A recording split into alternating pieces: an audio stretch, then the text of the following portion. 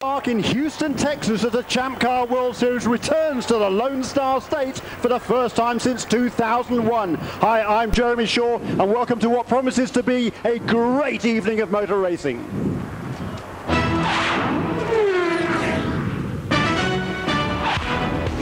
As the field watched the Toyota Solara pace car pull off from pit road, getting ready for the start of the 32nd running of the Toyota Grand Prix of Long Beach, a full field of Champ cars straightened their leashes, awaiting their explosive release after months of preparation. Then calamity struck.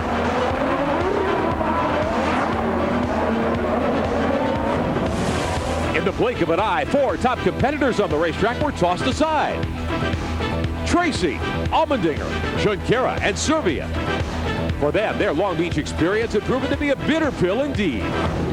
But for Sebastian Bourdais and the #1 McDonald's entry, that spring afternoon on the coast of Southern California delivered all one could ask. The young Frenchman embraced the opportunity, dominating the race flag to flag.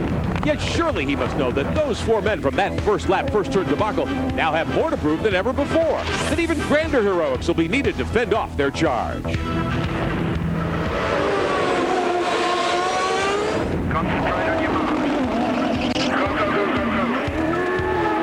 Presents the Champ Car World Series, powered by Ford. The sights, the sounds, the exhilaration of a 185-mile-an-hour festival of speed.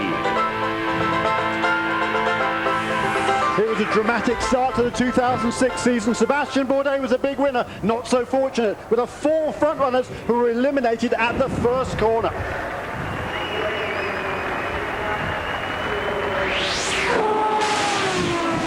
Well, I wasn't happy, obviously. I mean, I was really looking forward to the race, a good start, you know, start putting some points into the account. I qualified very well, and the new Mahasca was strong, and to get hit in the first turn, I was very frustrated.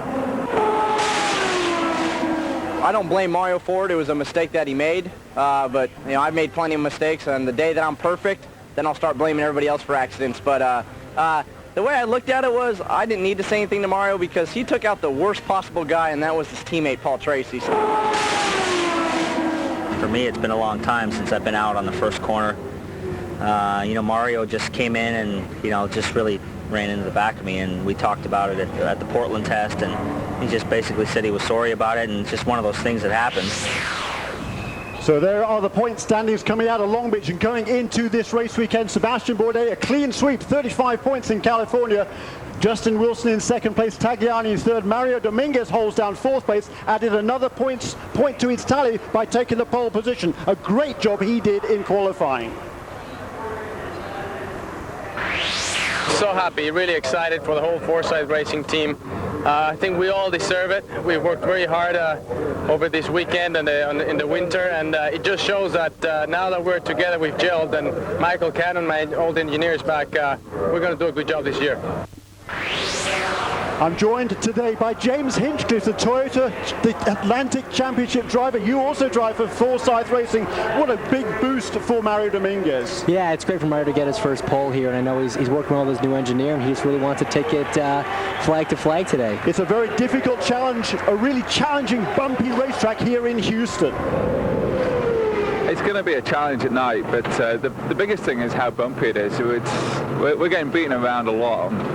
I think so far we've only done 8 laps in a row, so going into the race is going to be tough. It's going to be a long night. You know, a lot of attrition. We're just going to try and keep it on the track, keep up a good solid pace, and keep our nose out of trouble. Yeah, very hard. I mean, on the suspension and everything in the car actually, but also on the drivers, because you feel like you aren't like on a shaker machine, and you have headache, everything hurts, and that was only after 15 minutes. I cannot believe after 2 hours what's going to feel like. Yeah, it's going to be tough. I mean, it's there's a lot of kickback in the wheel. You know, the steering wheel wants to slip between your hands all the time, and it's not going to be easy. It's narrow at some places. I don't think there's places that are very easy to pass. So it's going to be interesting for the spectator. It's going to be a great showing. So the drivers know they got the work cut out. Here's a big crowd on hand, a huge event here in Houston. It's a great racetrack here. There's super, all sorts of things laid out in the infield. There's a lot of activities for the fans.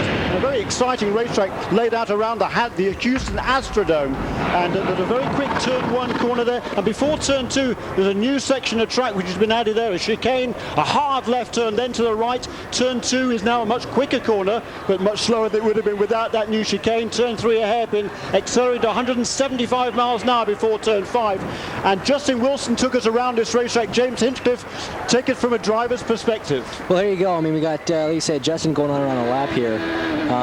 He's just going to come through this last corner onto the front straightaway. Now, these champ cars are going to get up to 175 miles an hour heading into this new first chicane they put in there, going all the way down to first gear. It's very, very rare that you get first gear in a champ car. This just shows how tight this corner really is. Should make for an interesting start. It's important to get a good run out of here. Here's corner 2, quick left-hander, second gear. Going up through the gears here. Now just watch. This is a really important corner. It's very slow, very tight, but it's important to get a good run out because you're heading onto this long, flat-out corner around the Astrodome here. Very, very bumpy part of the racetrack. Just watch his hands. Look at that. That's the kickback Alex Tagliani was talking about on the wheel there. And it's just so rough. Heading into a really tight corner here, down to second gear, all the way from 160, almost 170 miles an hour, down to just 60.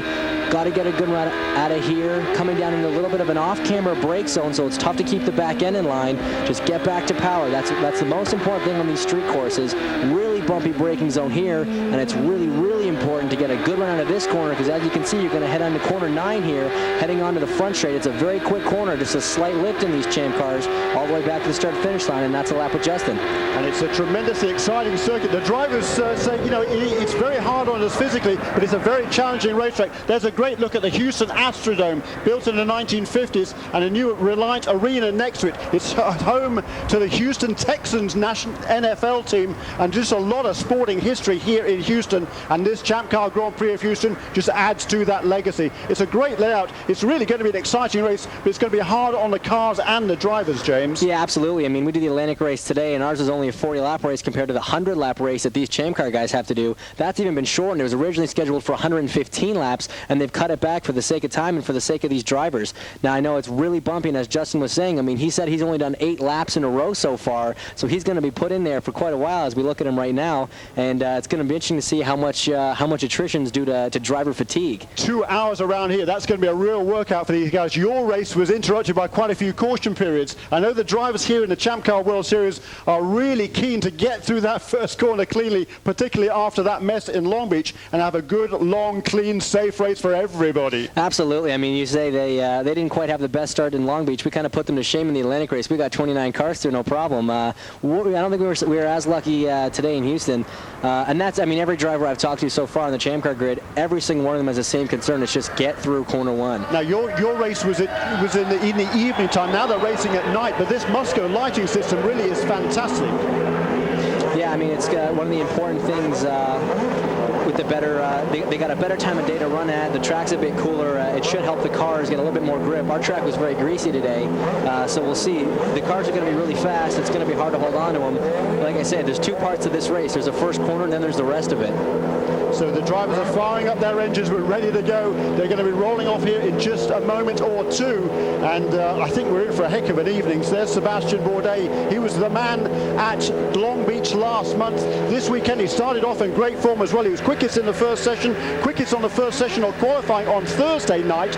But the car was found to be a couple of pounds underweight. His time was taken away. Bruno Junqueira got the provisional pole on Thursday. And then on Friday it was Mario Dominguez. But track temperature and these changing conditions over the weekend throw a real curveball to the drivers. This afternoon they had the final warm-up session, and look at that, the ambient temperature was 95 degrees, 35 degrees centigrade, and the track temperature way up at 102 degrees, well over 50 degrees centigrade. Now the temperature dropped considerably, and James Hinchcliffe, how is that going to change how these cars handle on this very bumpy track? Well, one really important thing to consider is that last night the ALMS cars ran a 2.5-hour race and laid down a lot of rubber. So today, when the track was over 50 degrees Celsius, that that rubber gets heated up, gets really greasy, and the cars don't really like it. Now they got cooler temperatures. The Atlantic cars put down some good Yokohama rubber, which is a little bit more compatible with these Bridgestone tires. So we should see some better handling cars today. A couple of guys having problems there. Looks like Dan Clark in the black car to the right, and behind him Charles Waltzman there.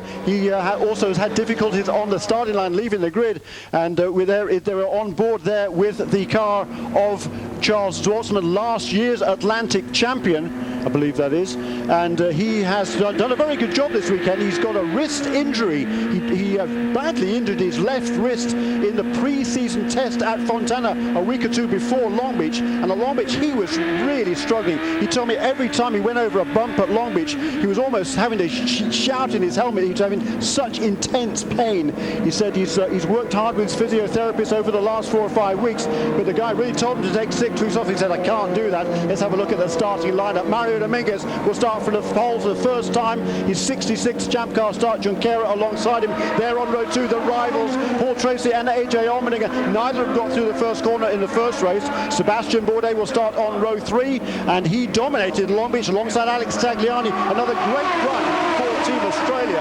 Back on row 4 of the grid is Justin Wilson, who really did expect to go strongly this weekend. Oriol Servia once again doing a good job for PKV. Nelson Philippe, he's delighted with that car, but he didn't get the best out of it in qualifying. Will Power, very quick on Thursday, 4th quickest for a while, ends up on the 5th row of the grid. Back on row 6, Charles Waltzman, big improvement from Long Beach, really getting the hang of that car. Dan Clark had a huge crash on Thursday, over $250,000 worth of damage. Andrew Ranger and Cristiano de Mada way back on row 7. Row 8, Catherine Lego, again admitted to me this afternoon, she just didn't get the job done with that car in qualifying. She says she's confident she's got a good, very, very good race car. Nicky Pastorelli, a newcomer, he will drive for the Rocket Sports Racing Team in place of Antonio Pizzonia, who is here this weekend but not driving. And at the back there, Jan Halen from Belgium, all sorts of brake problems he's had all weekend with that Sonny's barbecue car of Dale Coyne Racing. And the Dale Coyne team, they had a great run in Long Beach, both cars finishing in the top 7. This weekend they've really struggled getting that car to handle over the bumps, and that is the key here, James. Yeah, it's a really tough thing, and that's one of the biggest areas we see where the big budget, really professional, or the more professional teams kind of shine, is making these cars work over the bumps. Takes a big commitment from your shock program and all the guys back at the shop, and teams like Newman Haas, Forsyth, and Eurosport, they simply have more people to take care of that. So the Dale Coyne guys did a great job to get on top of their car, on top of the game there in Long Beach, and really hope that they can get a good result here as well. So we're just a couple of laps away from going the green flag here in Houston, and it really is a great facility here. And there's so much, as I said, sporting history here in Houston, and a lot of enthusiasm for this event.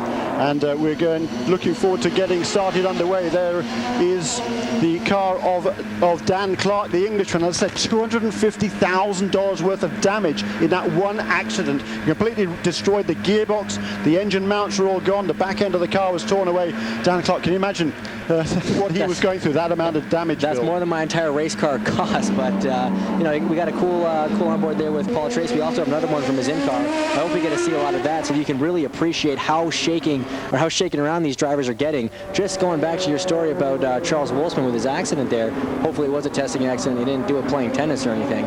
But it was just driving the car. It's quite amazing. He didn't fall over, he didn't do anything, he just damaged it, got tweaked driving the car. Just hearing how much pain he was in Long Beach, I cringe, and I really feel for him, because this track is one of the bumpiest things that these cars have ever had to compete with. So it'll be interesting to see if Wolfsman finishes his race. It's a huge testament to how really determined this kid is. Yeah, that's exactly right. He did a super job last year winning the Atlantic Championship, and he came in, he had a rocky start to that season, but came on so strong, drove for the relatively unfancied Condor Motorsports team, and came through and won that championship, and really did a great job. And that the whole series has taken off this year.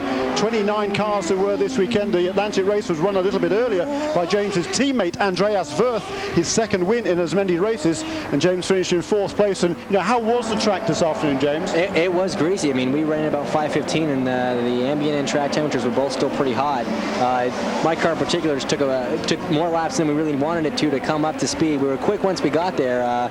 We got a 4th place finish. The Forsyth guys really did a great job all weekend, so I can't argue with 4th place finish. We're still 3rd in points. Got ahead of Rafael Matos, who had some unfortunate luck, but got jumped by Simon Pagenaud there. So we're right off where we started, but we're not far off the leaders. Very good. And also not far off the leaders is Justin Wilson, and he's getting ready for the start of this motor race. Just a few corners to go, I believe. I think this is the final pace lap, getting ready for the start. You can see it's dusk now. The Musco lighting system there is the lights are just amazing here, and it's going to be a heck of a show this afternoon. And we're getting ready for the start. We're on board here with Andrew Ranger, driving a GoldenPalace.net casino online banking. The green flag is out. The race is underway. It's a quick start and a single file start, and it's going to be the pole sitter Mario Dominguez leads him into that very, very tight first corner. Are we going to get through? No, we're not going to get through that instant. I think that is Justin Wilson there, and also I believe Nelson Philippe who went straight on there. Now, as long as they don't gain any advantage by straight line chicane, they're going to be okay, James. Yeah, that's an issue that champ cars really going to have to look at, and obviously the start's important. That was a pretty good start. Yeah, it was kind of single file, but we really needed to have that to make sure everybody made it through.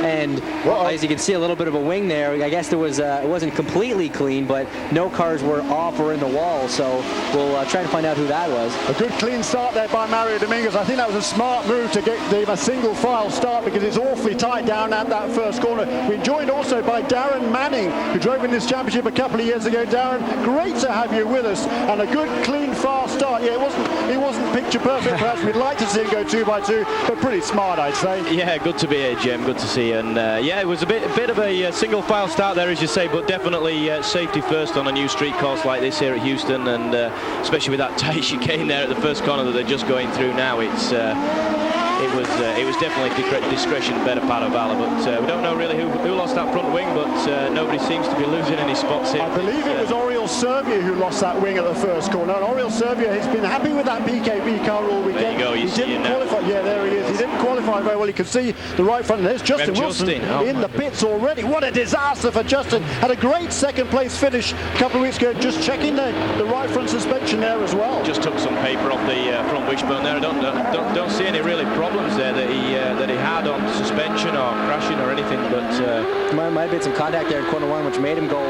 cut the chicane there. We didn't. Maybe you can get a replay of the start. Yeah, maybe even that front wing got caught up behind. He probably got together.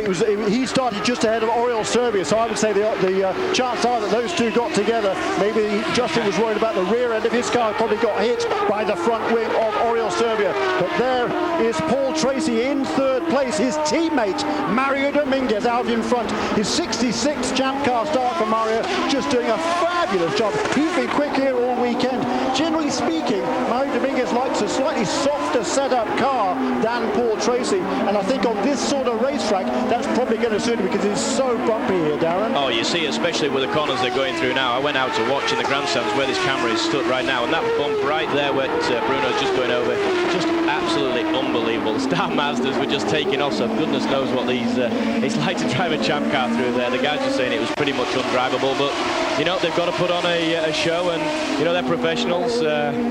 Glad I'm not out there though. It looks too much like hard work, Jim. It is hard work, but the drivers they love the challenge. It's a great layout here. It's just very bumpy. They were out last night trying to grind down some parts of the racetrack, make it a little bit smoother, but you know, it's basically a big concrete parking lot here, and it's 50 years old, most of the concrete, so you know, what can you do? They've spent over $2 million on repaving sections of the track to try and make it drivable, but it's just, you know, it's an overwhelming task. Yeah, absolutely. You can see from these camera shots that we're getting, like especially watching Sebastian here, just the amount of work that the guys are putting into the, you know, the steering input. You know, any little movement that you can actually see is just absolutely huge. As a driver, you know, you don't actually want to be seeing your hands move from actually what you're actually doing in the corner. So to actually see it on TV, it means absolutely horrendous. You want to be able to relax on the straightaways, don't you? Absolutely. And I was speaking to Justin Wilson yesterday morning. He was telling me you have steering input here in the race car all the way around the racetrack. Yeah, you don't really want to be doing that. You want to have a bit of a rest on the straights, especially in a 2-hour race in the heat down here in Houston. But you can see Oriol actually doing a fantastic job with half a front wing there. What we saw in Toronto last year when Paul Tracy ripped a whole half wing off that car, and he was still turning some very quick laps. Yeah, very reminiscent indeed. Yeah, exactly the same here. I mean, obviously it's very easy to defend on a very tight street circuit like this, but the teams will be preparing to maybe do a quick nose change in one of the pit stops here. You know, they'll know they can probably do it in about 14, 15 seconds, something like that, possibly. So that's a good question, though. I mean, if it's not holding them up that much, exactly. is the team going to take the chance to take the time, rather, during the pit stop to get that nose change? I mean, if it's not bad, then we'll just keep him out there, leave the wing on, and he doesn't lose any track position. So here we are now, 4 laps in the books. Where are we? Look at my scoring system here. Look at that. Late wire here. The fastest lap of the race so far has been set by Mario Dominguez, a 1 minute 1.745. His pole time yesterday, a 58-second lap, and it was a stunning lap that he put together. And Mario Dominguez didn't just do 1 lap good enough for the pole, he did 2, and that's quite a feat, Darren. Yeah, absolutely. You know, obviously, this is obviously in with Paul Tracy now. We can try and see exactly what he's going through with the steering input and gear changes and so forth. But with the huge weight of the fuel load now, the bumps on the track are really accentuated, and it's even harder to drive and get your apexes. And that's why you're seeing the lap times are even slower than probably normal. It's just a lot harder to drive. Certainly is, and we hear from the pits that the PKB team has said to Oriol Serbia, you know, if the car feels okay, then carry on. If it's undrivable, then come on in. There is the Sebastian Bourdais trying to make a move there on his teammate. So a great start by Sebastian Bourdais in the early stages. Here we are in Houston. Early stages of this motor race. 5 laps in the books out of 100 around this Reliant Park circuit. Temporary circuit, brand new event under the lights here in Houston. Tremendous start by that man, Sebastian Bourdais. He didn't get it together in qualifying yesterday. We said earlier on he was quick on Thursday, the first day of practice and qualifying. He set the fastest time in that first session. It was taken away when the car was found to be underweight. On Friday, though, he just didn't get it together. Plus, he didn't like how that car was handling on these red sidewall tyres, the softer of the 2 Bridgestone Potenza options. He actually went back to the black, the harder tyres for that qualifying session. He qualified only 6th, and now he's made a move in the early stages, already up to 3rd, and really putting the pressure on his teammate Bruno Junqueira. Yeah, it's really interesting that he was so fast in qualifying on Thursday night, but you know, what he was disqualified for was for the car to be 3, 4, 5 pounds underweight, and then for him to be so far off the next day in qualifying makes you think that maybe there wasn't something else there that they're not telling us that they found. But he's getting the speed back in the race, so it's good to see him moving up and maybe challenge Mario later in the race. Certainly strange that he just wasn't happy with how the car felt on the red tyres, and we've heard other drivers complain of that in the past. Noticeable amongst them perhaps being Paul Tracy, and we're looking there at Mario Dominguez. Darren? Yeah, you can just see his drinks tube is coming out above his headrest. Now that could or could not be a problem. It could get in his way, restrict his head movement and everything. You can just see on the right-hand side. Shouldn't be too much of a problem, but you don't want that when any distractions when you're actually leading. It certainly doesn't seem to be slowing him down. Super Mario, we're calling him this weekend. He's just doing a great job. I mean, everyone was saying PT's great on cold tires. He'll be in first by the end of the first lap. Not only did Mario keep it on the first lap, he has just got a blistering pace. He's keeping this car out front. I mean, if he could go flag to flag, that'd be a victory for Forsyth in the Atlantic and the Champ Car race. Not a bad haul for the weekend. Yeah, Mario Dominguez, he was the only driver along with Sebastian Bourdais to qualify among the top 10 in every race in 2005. A pretty amazing record for him this year, though, but even with that, he's never qualified on the pole before yesterday. Yeah, it looks like Tagliani's actually got past Oriol here, but doesn't seem to be slowing down him too much, does it really? He's still holding a gap to the other Team Australia car. This is the corner right here. It's probably going to hurt him the most. This is a very fast corner. They're approaching it. It's about 130 mile an hour corner. It's only a slight lift heading onto that straightaway there.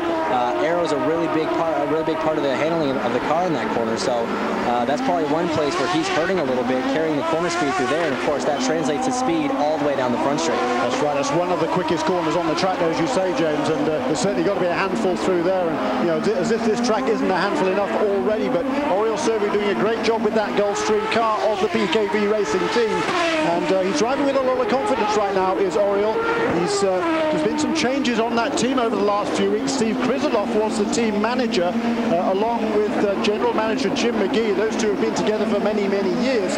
And there was a bit of disharmony amongst that team, and they asked Jim McGee to get rid of Steve Krizeloff, and Jim said, hey, this guy's been my right hand for a long, long time. If he goes, I go. And that's exactly what's happened. Steve Krizeloff is not with the team this weekend. Jim McGee is, to see a bit of a transition period, but certainly some changes on that team, but it hasn't really showed on the racetrack, as Oriol is running a good job. He's been fast all weekend, and his teammate Catherine Legg, she struggled a little bit in qualifying, but she's certainly got some fast laps in her, and she says the car is very, very good indeed, Darren. Yeah, obviously they're still on a bit of a transitional period with different drivers and things.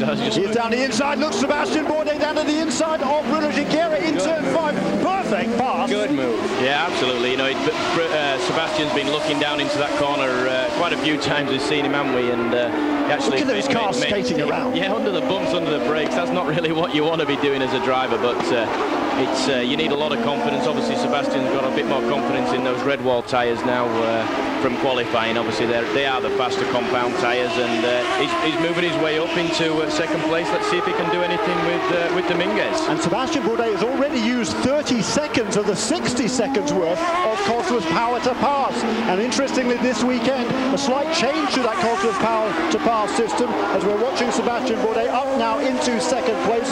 They've reduced the regular boost of the engine from 41.5 inches of manifold pressure down to 40.25. That's taken away about 25 horsepower, so they're generally running at 725 horsepower, but when they press that power to pass button, it gives them an extra 2 pounds of boost pressure, and that is the equivalent of about 75 horsepower, and there's quite a big boost there, Darren Manning, and already Sebastian Bourdais has used over half, well, exactly half of his 1 minute worth. It'll be interesting to see what lap time he does here, and we just noticed here, didn't we, James, that he's actually still on his black.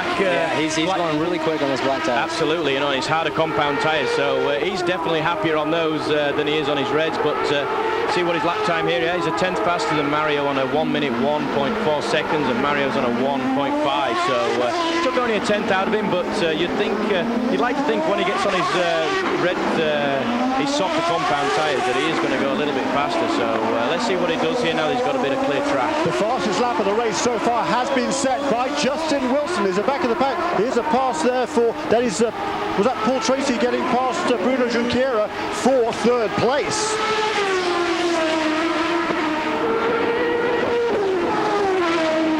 Here in Houston, we've now got 11 laps in the books, and there is a pass for second place. Paul Tracy has gotten past Bruno Junqueira a couple of laps ago. Sebastian Bourdais did the same thing. So Paul Tracy is now on a charge.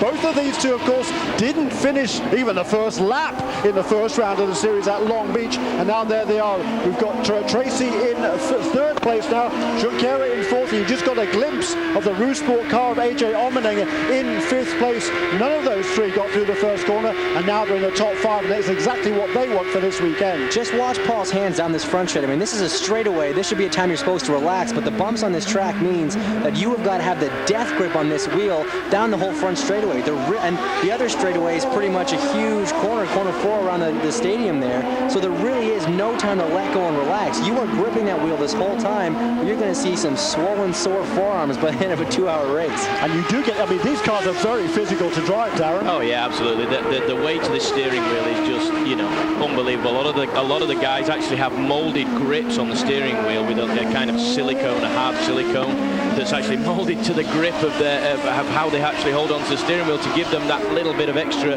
power to turn the steering wheel. As you see Paul bouncing over what you would think would be curbs, but it's just the actual track here. Yeah, and those molds are really important to have because it also prevents blistering. I mean, I know in the Atlantic race even, we don't have that luxury in our cars and in our 40-lap races, and even in all the practice sessions, the qualifying sessions before, the bumps they wreak havoc on your hands. I mean, the seams in the gloves hit the steering wheel in the wrong way, and they're always under pressure at this track because you just don't get a chance to let go. So a lot of these guys probably have hands taped up, and they're going to want to stick in a big bucket of ice when they're done the race. I saw Mika Salo, who's here this weekend. He was driving in the American Le Mans Series race last night. He was driving a Ferrari in the GT2 class, and he lost power steering about 3 laps into his stint. He drove an hour and a quarter without any power steering in that Ferrari. We've got different audio, that threw me for a moment.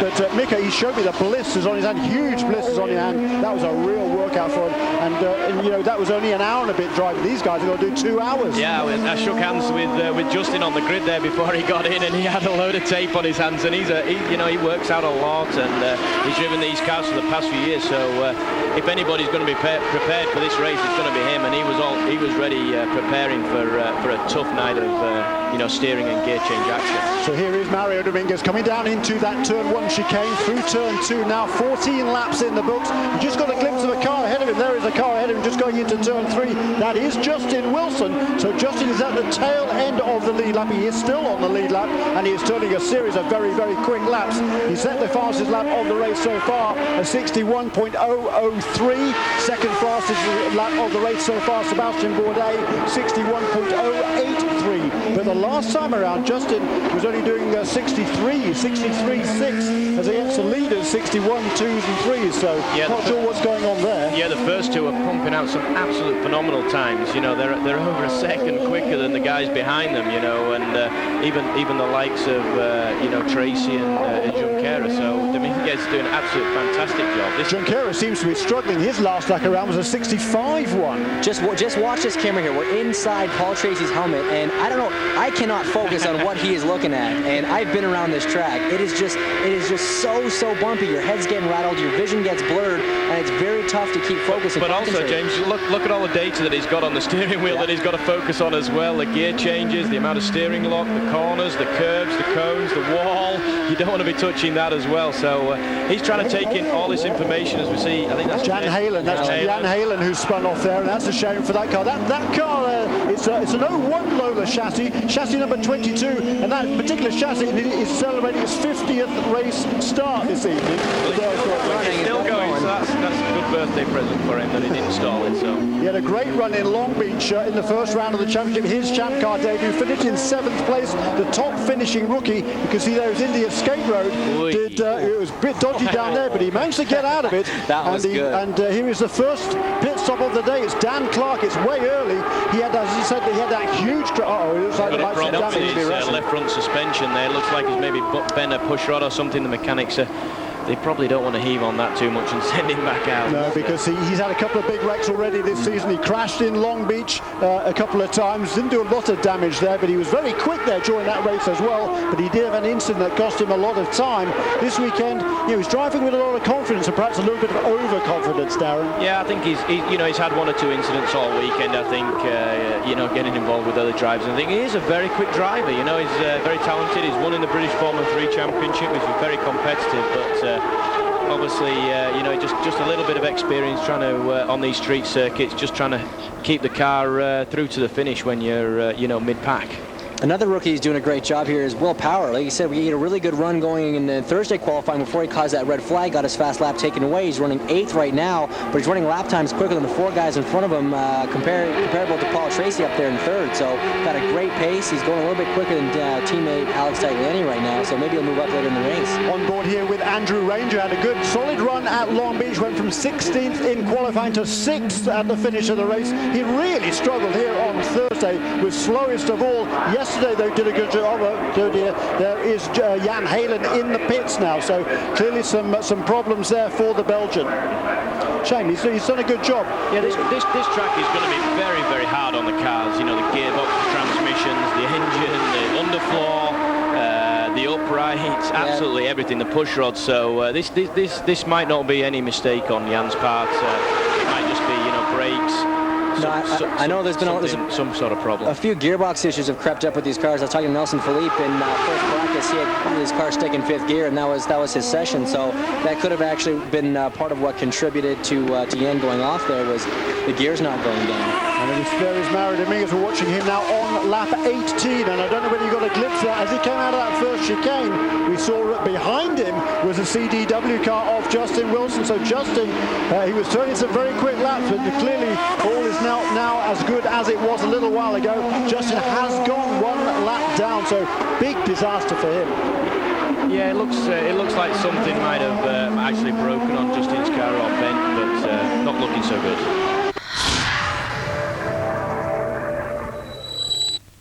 Get a new game on your mobile and subscribe to the Eurosport Club for just £3 per week. Text Euro 50 for the mobile version of Family Fortunes. Text Euro 40 for sim fishing. Text Euro 30 to test your nerve and word skills in Word King Poker. Text Euro 20 for Battlestar Galactica. And to get this week's #1 game on your phone, text Euro 10 to 88888 for Team McLaren Mercedes Racing. So go on, text now and have fun with your mobile.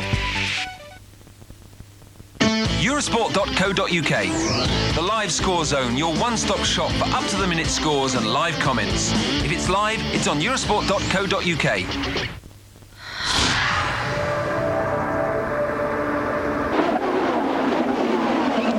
Here we are. Whoa, there it is. That was Nicky Pastorelli for the Rocket Sports team making his debut. I don't know what happened there. He obviously didn't lose the brakes because he managed to get it slowed down, but way over optimistic there for Nicky Pastorelli. And a big moment. He goes down the escape road.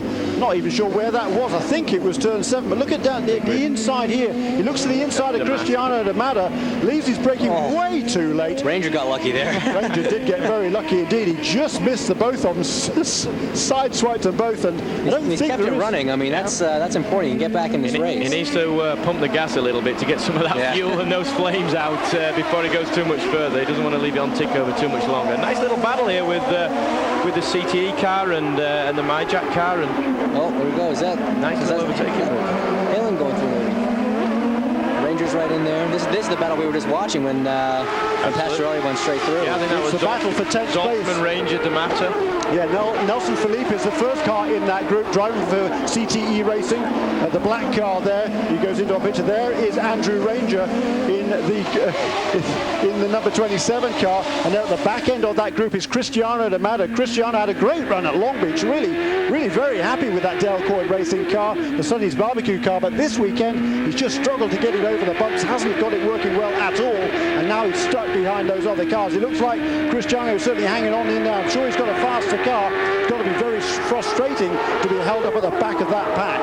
Yeah, it's a very difficult track to pass that, Jeremy, and I think you're going to see a lot of these guys when they start getting close to people in front of them, these push-to-pass numbers are going to start falling down. I mean, right now it is Bourdais who seems to have used the most of his push-to-pass. I think there's over 10 drivers now who still haven't even touched it, so that could promote a lot of passing late in this race. Tires going down, fuel's light. As we see an attempt here, right there, Ranger going through on Philippe. And smart move by there by Nelson Felipe. Philippe saw him coming, left him room to the inside. That was in turn 3, and now looking around the outside is Cristiano D'Amata, who's out on the inside as well. Catherine Legg, I tell you what, I was watching her on that corner the other night, and she was stunning through that quick right-hander there, taking about 150 miles an hour. She was rim riding out around the outside of that corner. It's a little bit less. Good by Cristiano there. Cristiano trying to get it. That's at turn 7 again. A great move by Cristiano. Here's Catherine down to the inside as well. And she'll get that, and that's good because that move she tried to pull off earlier through coming out of turn 4 going into 5, on any other racetrack she might have been able to do that, but the line that she took to get on the inside of Nelson there is where that big bump is. It just launched. You saw her car almost get airborne in the front end, which could have easily put her into the wall a la Dan Clark earlier. It put her onto the perfect line there, I thought, to be honest. She is so brave, that girl, I tell you. She is a talent. She really is. Last year was her first full season of motor racing. She started about 5 years ago in Formula Ford in England, but she did a bit of Formula Ford, a bit of Formula Renault, a bit of Formula 3, but it was only 2 or 3 or 4 races per season. Last year was her first full campaign. She won 3 races in the Atlantic Championship, finished 3rd in the championship, and did a fabulous job. She's earned this ride with PKV Racing. And I tell you, watching her around that sweeper last night, she and Bourdais stood out as being the bravest of the brave, right round the outside, inches away from the wall, over those wicked bumps. It was amazing to watch. Here we are, they're back with the race leader. That is Mario Dominguez, and just ahead of him is Dan Clark. Dan Clark. Nelson. I beg your pardon. So he's going to go a lap down. So Nelson. He's got a problem. There he goes into the pit. He's coming into the pit lane. So he's really struggling. He was very happy. I spoke to him just before the start, Nelson Felipe. He was really happy with the car all weekend long. But it's clearly something has gone awry with him in the early stages of the race. You don't know whether it's something that the teams maybe got wrong, because you can see Dan Clark in front of Nelson as well here. You know, maybe something wrong with the front suspension. You can see him just trying to get around his teammate. And there's Nicky Pastorelli as well, so they're looking through clearly Down in the pedal box they're looking. Maybe he had a stuck throttle. If they're looking down in the pedal box when he ran that corner there. That's very friendly of you there. Well, you know, I mean, it is so bumpy, it can cause anything to come loose in the cockpit. I mean, also, you know, the brake master cylinders could cavitate. You could get some air in the brakes. Your brakes could go soft. Street circuits are a big compromise on the whole setup. As a driver, as a team, the spring rates, the ride heights, the aerodynamics of the car, nothing is optimized. Absolutely nothing. And you can see by Paul, you know, he's hardly taking any apexes just to compromise his driving line. He's working hard at the wheel of that car. He's still in third place, but now 15 seconds behind Mario Dominguez. He's just turned his best lap of the race thus far as Paul Tracy, a 61.583 on lap 23. He's coming across the line one more time now. We'll see what the lap time is. It's a 61.56. I thought it was the same lap time actually, but whatever it is, Paul is certainly running a pretty good pace, but the two leaders pulling away. Mario Dominguez has about a 3.5 second lead over Sebastian Bourdais. Paul Tracy, here he is in third place, the second of the Forsyth racing cars, the Indec Lolas of Jerry Forsyth's team. AJ Allmendinger has now moved up into fourth place. Bruno Junqueira, who started on the front row, has now fallen back to fifth and is a full half minute behind the race leader with 24 laps in the books here in Houston.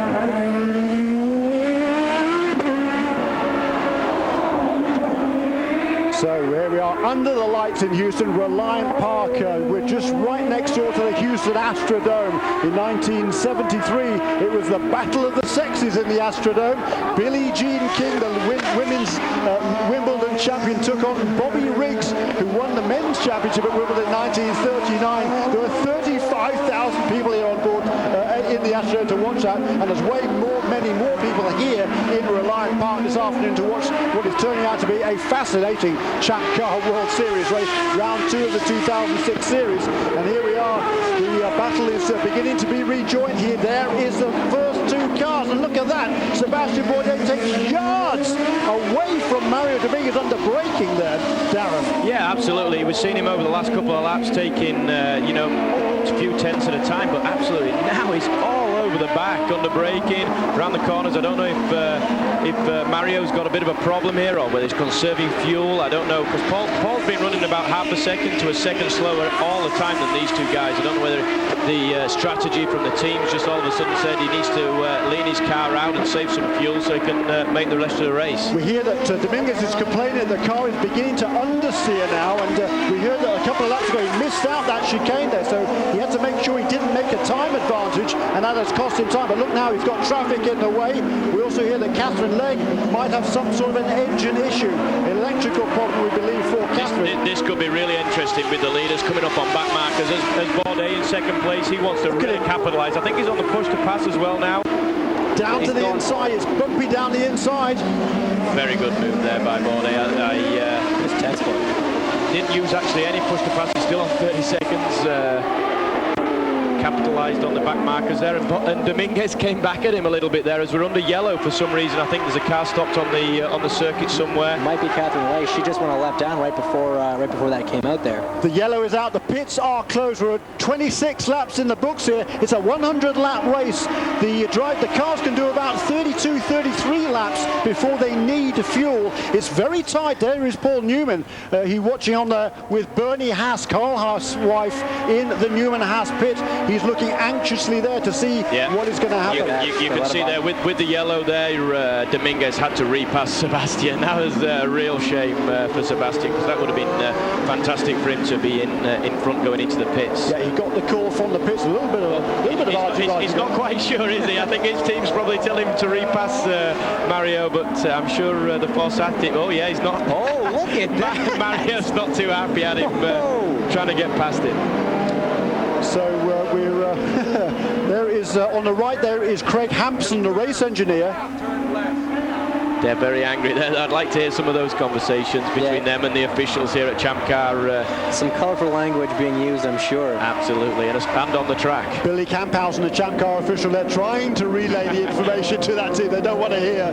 But it's great. I mean, Mario's showing he's not scared. He was very aggressive to give Sebastian a little turn to let him know that he's in front. He deserves to be in front. He means business. So there's another piece. Is that another piece of front wing, or is that? I think that's the same one from the first lap. This could be a good opportunity for the PKV guys to replace that wing without losing so much time as they would under green flag situation. So the order now, after 27 laps: Dominguez, Bourdais, Tracy, Allmendinger, Junqueira, Tagliani in 6th ahead of Will Power, Oriol Servia, Charles Waltzman, Andrew Ranger, Cristiano D'Amato are all on the lead lap. 1 lap down we're shown are Catherine Legg, Justin Wilson and Nelson Philippe.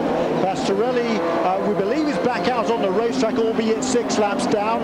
Jan Halen also is back in the fray, but 11 laps down. Dan Clark is out of the race. Here we are on board with Andrew Ranger, who's for some reason way out on his own there. He's still just catching up to the pace car there. You could hear there, just he got on the brakes, the motor stalling out, a little bit of rear lockup, and that's a big issue that we're having with all the Atlantic cars. The entire field was complaining of rear lockup at this track with the bumps. Yeah. Trying to get your downshifts done, it was really hard to get those gears in with the rears locking up. Well, it's difficult when the car's airborne to do anything. Well, exactly. Have the rears locked up. We've had the pace car out there for a lap or so. It's strange that Andrew Ranger was so far behind. I think he was just about to go a lap down, Jem. That's the problem, and he's got a whole lap. That's very good for the MyJack Golden Palace car there. You know, he was him and Cristiano. They were both just about to get lapped, and they managed to get. And Sebastian's back in front. They let him back in. Yeah, so clearly some discussions there going on between race control and these teams. Well, I would actually say that he actually overtook him before the yellow flag came out. I don't know about you guys, but tough call. I mean, I wasn't sure exactly when it came out.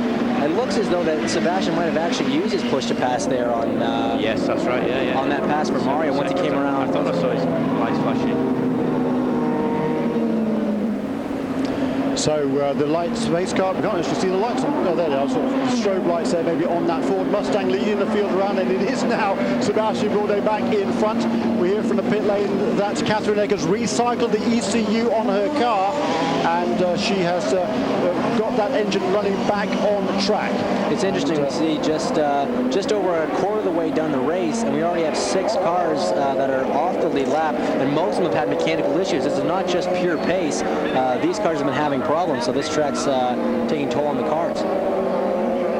Just had Neil Mickle right there from Forsyth, just about to get interviewed. Be interested to see what he says. Happy, jovial guy sometimes. Yeah, Mario. Yeah, you know, and Mario doesn't look too happy as the leaders are coming into the pits too. So the pits are open, and we are on lap. We've completed 29 laps. It will be this time around. So now it's down to the pit crews. Can Mario Dominguez guys get him out ahead of this man, Sebastian Bourdais? He pulls into the pit, and there go the guys to work on that car. Norm Hornicek is on the outside front tyre. He's got the front tyres on. You can see. Bit of a problem with the front right there as Tracy goes away and Dominguez is away. Well spotted down. Absolutely well in front of Bourdais, and Tracy nearly gets him as well. Very close, so it looked like a problem for that right front tyre. Norm Hornicek, who changes that outside front tyre. He is the lead crewman on the pit stops. Pedro Campuzano is the overall crew chief on that car, but Norm looked like he fumbled that right front tyre, and that was costly for Bourdais. So it looks like this rivalry between them has been temporarily settled, and it's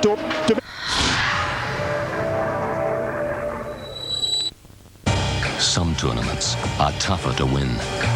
Some favorites are tougher to defeat. Some destinies are tougher to reach.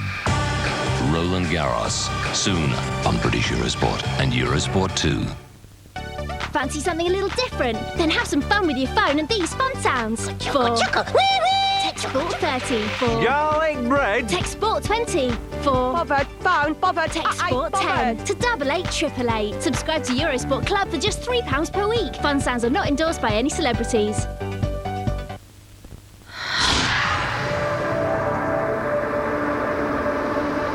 Tenza and Bourdais on the reds.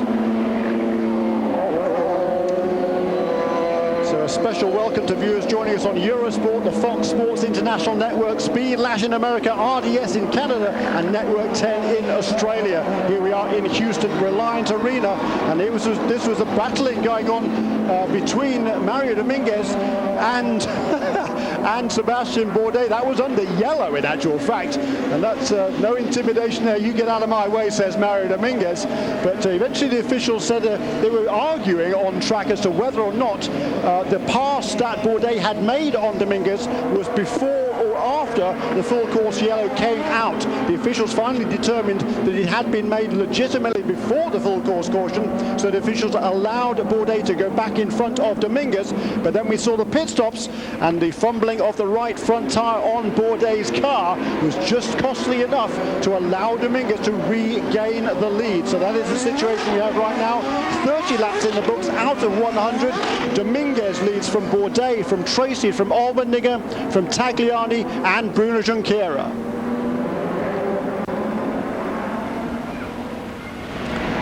So we're still under caution here in Houston. We're getting ready to go back to green, and there is again a good view of the Houston Astrodome.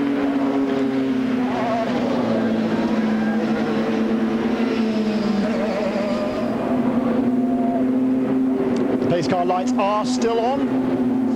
Dominguez, Bourdais, Tracy Allmendinger and Tagliani the top five. Bruno Junqueira down in sixth place now. Will Power, the best of the rookies, in seventh. Charles Waltzman, the reigning Atlantic Series champion, and an excellent eighth place for the MyJack Conquest Racing team. His teammate Andrew Ranger is in ninth place. Cristiano Damada behind him. Behind Damada is Oriol Servia, Catherine Legg, Nelson Philippe, and Justin Wilson. And yeah, this is going to be really interesting, guys. I think obviously now there's no back markers. The pit strategy is going to have played out a little bit more into everybody's hands. Bourdais on the red tyres, Dominguez and Tracy are on the harder compound tyres, and Junqueira. And Tracy's right up the rear bumper of Bourdais, so this is going to be interesting to see if Tracy's actually got the pace of these front two, his teammate and Bourdais. It's going to be tough with Sebastian on those red tires. He really should have an advantage, and he was running a blistering pace on the black, so it's going to be tough to see. There's J.D. Wilbur, the one lap to go before we go back to green. I'm kind of confused right now because the scoring system is showing 14 cars on the lead lap. I'm not quite sure how it goes. I think everybody got their lap back after the yellow flag there, Jim. The leaders came in, everybody stayed out. The three cars stayed out when the pits originally opened. The leaders dove in and they got the one lap back. Those three only had one lap down, and so they got it all back under the yellow. But everybody did stop under that yellow, so I'm not quite sure what happened there. Kind of strange. I think they stopped on the lap after, I believe. Yeah, but they still shouldn't be able to make their lap back. No. So it's kind of strange, isn't it? They're shown on the lead lap. Looks like that's what's happened, but whether they're allowed to do that or not. Very strange. It seems that Bruno's really gone downhill. I mean, he started outside pole and falling back to sixth right now. So hopefully he can get that back. Yeah, maybe his back's bothering him with his bumps. We'll see if he can bring it back a bit later in the race. Desperately trying to scrub some heat into these tyres. It's a warm evening here in Houston, quite humid as well, much more humid than we've seen the rest of the weekend, so the driver's not having to work quite so hard to get temperature into these tyres. But of course they've made these pit stops under yellow, no tyre warmers in champ cars, so they've got to get that temperature, build up those tyre pressures before we go back to green, Darren. Yeah, it looks like Mario's going to be just getting ready to go here. I didn't actually see whether Oriol, here he goes, he's gone already. He's gone way before the green flag, and the pace car's in. He's got a big jump there. This is what I was thinking was going to happen. He would go well before the yellow flag. J.D. Wilbur did not like that restart. Yeah. He did not like that restart. Yeah, a false start there by Mario Dominguez. The drivers are told in the pre-race briefing where they were supposed to get on the throttle away from restarts, and Mario clearly was taking a bit of a liberty there, Darren. Yeah, absolutely. I think Sebastian maybe just tried to just show his hand there a little bit and try and make it look as if Mario had done it even worse than what he actually did. But and now another bit of gamesmanship because Sebastian Bourdais slowed right down. So in order for the pack to be back, for the pack to get back up again, Dominguez has got to slow down even more, and that enables to Bourdais just to build a little bit more temperature into his tyre. So a real game of cat and mouse going on. And it's good to have PT get another shot at Sebastian. I mean, those two, as we all know, have a bit of a colorful past. And PT always being known for being really good on cold tires. He got, I think this actually shows that you might be right there, Darren, that Sebastian was maybe holding back a little bit there because PT was right on his tail. Absolutely. And Sebastian's no slouch on restarts. He knows how to do it. So yeah, you've got a position. It's right coming up to it now. Where this is actually where Mario went last time, and it looks like he's gone again.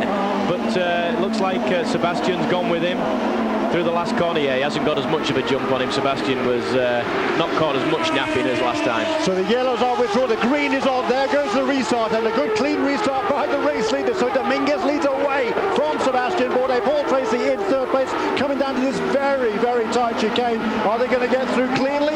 It's all so tight there. I mean, the cars are almost walking pace. It's the slowest part of the track. 41 miles an hour they're going through there. I'm actually surprised it's that quick. It really is one of the slowest corners of the entire Chap Car World Series season. It's very, very tight. Down into first gear. We didn't make it through. That's Jan Halen and Nicky Pastorelli have got together in the braking area for that chicane.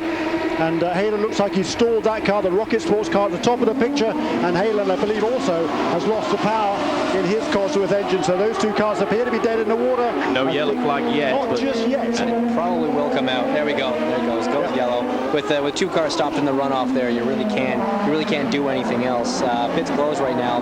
They really need to get those cars moved just in case another driver, overshoots his braking points there. And now immediately they will try and save fuel, these drivers. Having made that first pit stop on lap 29, it's a little bit earlier than they really wanted to because it's very tight on pit windows here. Of course, they do not have a fuel mixture button like they used to have in the old days, so you can't turn the fuel mixture down and run a leaner mixture under the yellow to save more fuel. You just have to do it by staying off the throttle. There's a good shot there of the Berghoff car, the Sonny's barbecue car, Dale Coyne Racing and Jan Halen, who struggled this weekend.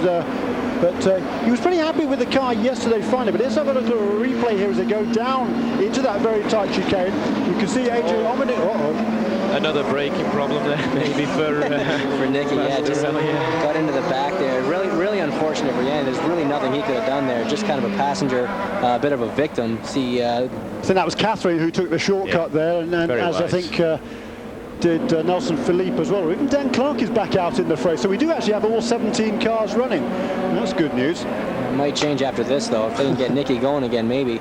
Looks like Jan doesn't have too much damage. He might be able to get his car back going. So the safety team, the first guy they get running or try to get running again is Jan Halen. He was the innocent victim in that incident. We were back under yellow again for the second time here in Houston.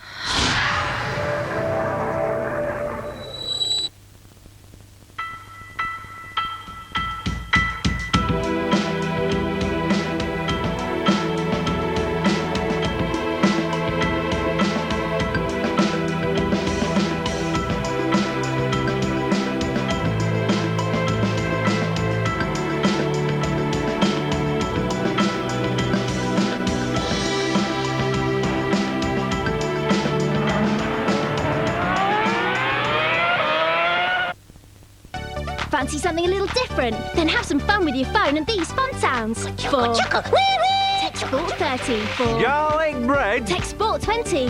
For Bothered phone. Bothered. Text Sport 10 to 88888. Subscribe to Eurosport Club for just £3 per week. Fun sounds are not endorsed by any celebrities.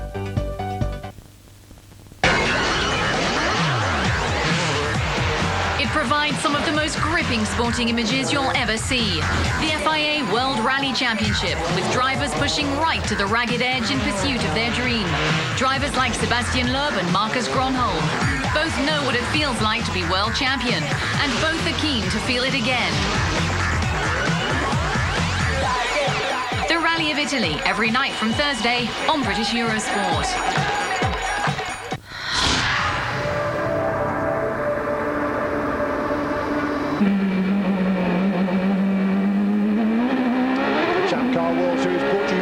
from Houston. It's been broadcast to over 170 countries around the globe, and a lot of international interest in this series. We're on board with the French-Canadian Andrew Ranger, running now in an excellent 9th place. Ahead of him, his MyJack Conquest Racing teammate Charles Rolfman, last year's Atlantic champion, and ahead of Charles Rolfman, the rookie in the Champ Car Series, of course, is Will Power, who's the leading rookie this weekend. There is Nicky Pastorelli, a difficult debut for the Italian Dutchman here this weekend. He has an Italian father and a Dutch mother. Born in Holland, lived the last 5 years or so in Italy while he did most of his racing, but now he's moving over here and he sees his future in the Champ Car World Series, and the future is here right now. The green flag is out, one more, the pace car is in, and Mario Dominguez leads us away here on the streets around Reliant Arena. Again, it looks like a clean restart, at least across the start-finish line. A battle there, rather back in the pack. Justin Wilson trying to make a move on Catherine Legg. That was for 12th place on board with Paul Tracy. Another great restart by Mario. He's really nailing him now. He's got a little bit of an advantage, but like we said, it's going to be interesting to see how quick Sebastian's tires come in and how much of an advantage the red Bridgestones are going to give him over the blacks that the two Windeck Forsyth cars are driving. Yeah, considering that he said he actually didn't like the red softer compound tires, so see a lot of understeer there for PT. But obviously these tires are very cold, and he's been driving around very slowly for the last few laps, and picking up a lot of rubber, a lot of marbles, and he'll take a couple of laps to get cleaned up. He's dropping back a little bit, I would say, from the front two guys, but interesting to see the pace. These are the softest Potenza tyres that Bridgestone produces for the Champ Car World Series. They're the same tyres that were used in San Jose last year. And also in Long Beach, actually, last time out. There is the Brain Trust at Newman Haas Racing, and they're looking a little bit perturbed. We did see that Bourdais did take the lead from Mario Dominguez, but he gave back that lead again during the pits. So it's a very, very rare miscue for Newman Haas Racing in the pits, and this fascinating race unfolded. There is the red sidewall tyres on that McDonald's car of Newman Haas Racing and Sebastian Bourdais, and Dominguez is on the blacks, Tracy is on the blacks, Adrian Omening, I believe, also is on the black tyres, the harder of the two compound tyres this weekend. And Mario Dominguez, he's just driving with so much confidence, and how important is confidence, Darren Manning? Oh, absolutely, especially on a track like this where the car's airborne, like we've been saying all night. You know, 3/4 of the track, as you see there, the Newman Haas guys remarking the pit stall for Sebastian to stop on his marks and things. But I think just looking at their pit stall there, it looks like they've got a few dips and bumps in their pit stall, like the guys are having to do on the track. And when the air jacks come up, you know, it looked like the mechanic there couldn't actually get the wheel off. It looked like one of his air jacks was stuck in a hole. I think it was. It's a concrete pit lane, and I think that the position they had of Bourdais' car in the pit lane, it just slipped into one of those cracks. I think they've removed repositioned their pit stall just a few inches, as we see Justin Wilson restarting after a spin there. That was in the chicane there in turn one. Justin Wilson turns that car around. A difficult day for Justin. Yep. He was a lap down. He is back on the lead lap, but he's apparently thrown away 12th place. He had got past Catherine Legg, as in fact had Nelson Philippe. So Catherine's lost a couple of places since that restart, but now gained one back because Justin has turned that car around. Here's a replay again. Let's see if we can see what happens. He got in too deep. It looks like he got too close to the rear end of Cristiano de Massa under braking, locked him up, and around it went, Darren. Yeah, absolutely. You know, very difficult. Absolutely, very, very difficult under braking here at this kind of a circuit where you're going over the bumps. If a guy's checking up in front of you because it's, you know, struggling with traffic and things.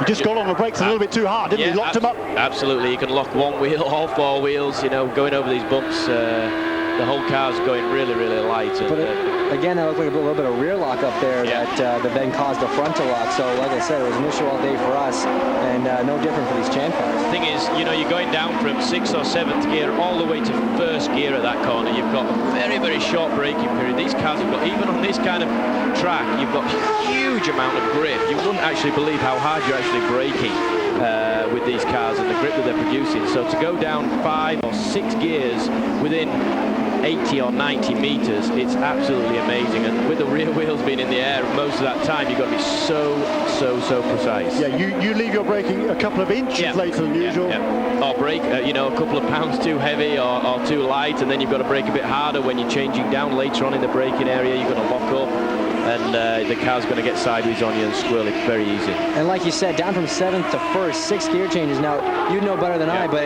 it's pretty rare that these cars get all the way down to 1st gear for any corner. So that's more gear changes than pretty much any other corner they have to do on the entire circuit. You can see here riding on board with Andrew Ranger, banging through the gears. Some guys will maybe leave the last couple of gear changes for that last right-hander as well, just to give themselves a little bit more time, especially in the race conditions. But you see how many tyre marks, lockups and things there are into that corner, more than anywhere else on the track. And here's a speed conversion chart, 172 miles an hour. A little bit over is the top speed here, 277 kilometers per hour. The average speed around this racetrack in qualifying, there you can see the speed there, the pit lane speed limit, 50 miles an hour, 80 kilometers per hour. So those are an indication of the speeds here in Houston. And on board again with Andrew Ranger, you can see how hard he is working. It's he's struggling there a little bit with that car. He was running well early on, but he looks to be falling back a little bit from Oriol Servia, who's the next car ahead of him on the track. And it's not working quite as well, I think, as it was a little while ago. He's a bit of understeer there, clearly, isn't there?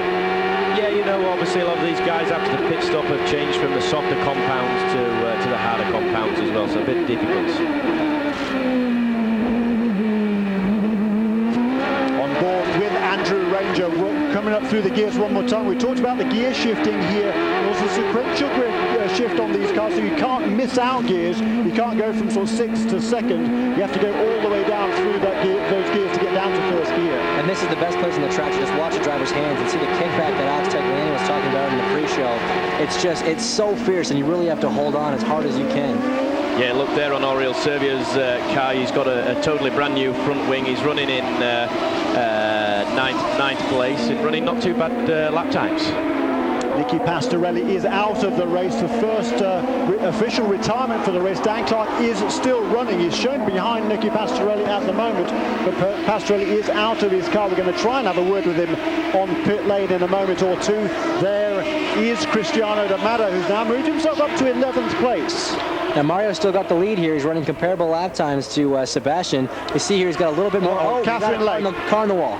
Catherine Legg there has spun around, and that's a shame for Catherine. The full course caution is out. The pits are closed one more time, and that's a shame for Catherine. You can see the skid marks there. She looks like she was way offline. I don't know if she was in a battle or something, got touched by somebody from behind, but looked like she was maybe a little bit offline. A bit unfortunate there for Catherine. It looks like, I could be wrong, it looks like she's going through corner 7 here, and I know it's a downhill, slightly off-camber approach in the braking zone, also incredibly bumpy. It's not uncommon here for the back end to want to step out, and it looks like that might have been what happened here to Catherine.